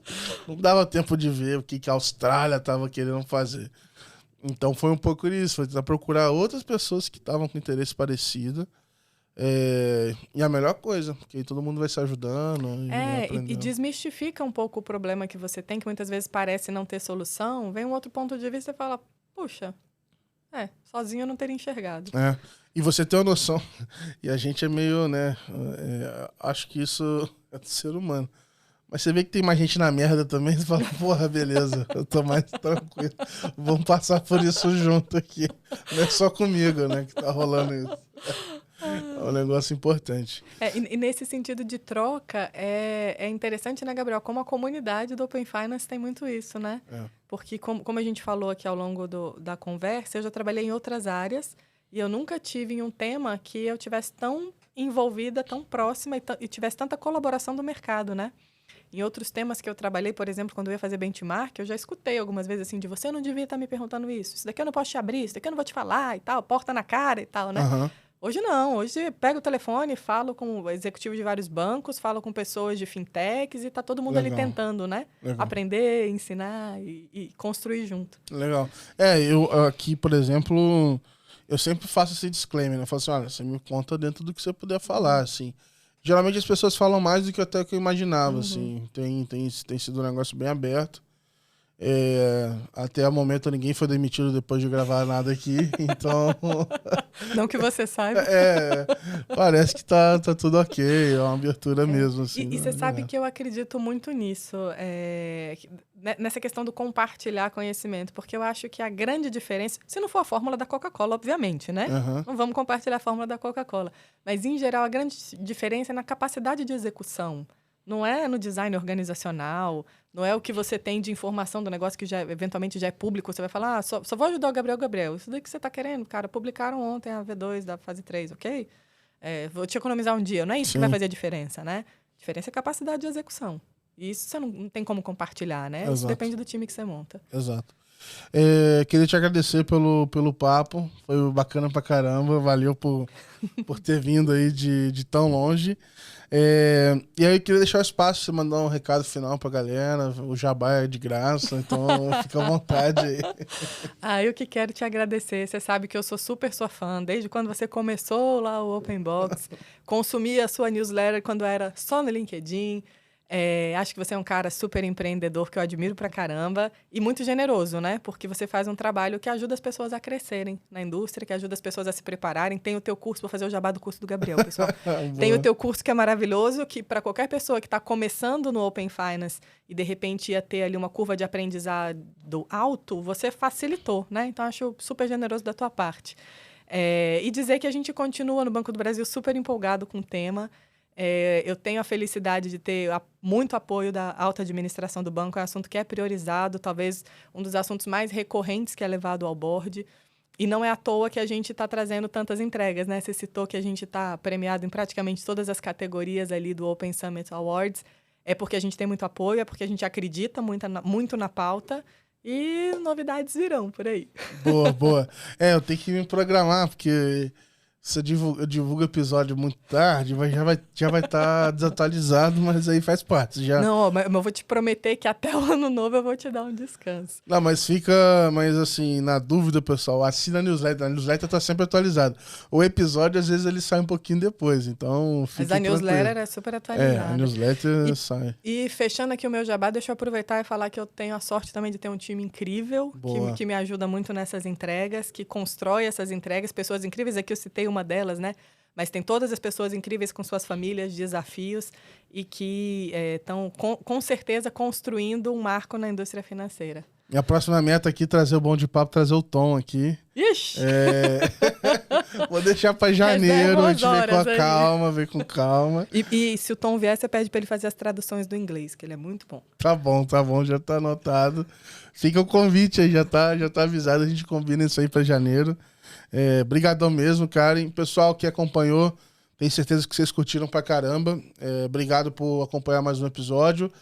Ajuda aí compartilhando, se estiver ouvindo no Spotify ou no YouTube, deixa um like, etc. Isso ajuda pra caramba aqui nos vídeos também. E em breve a gente volta com mais um episódio. Obrigado, pessoal. Grande abraço.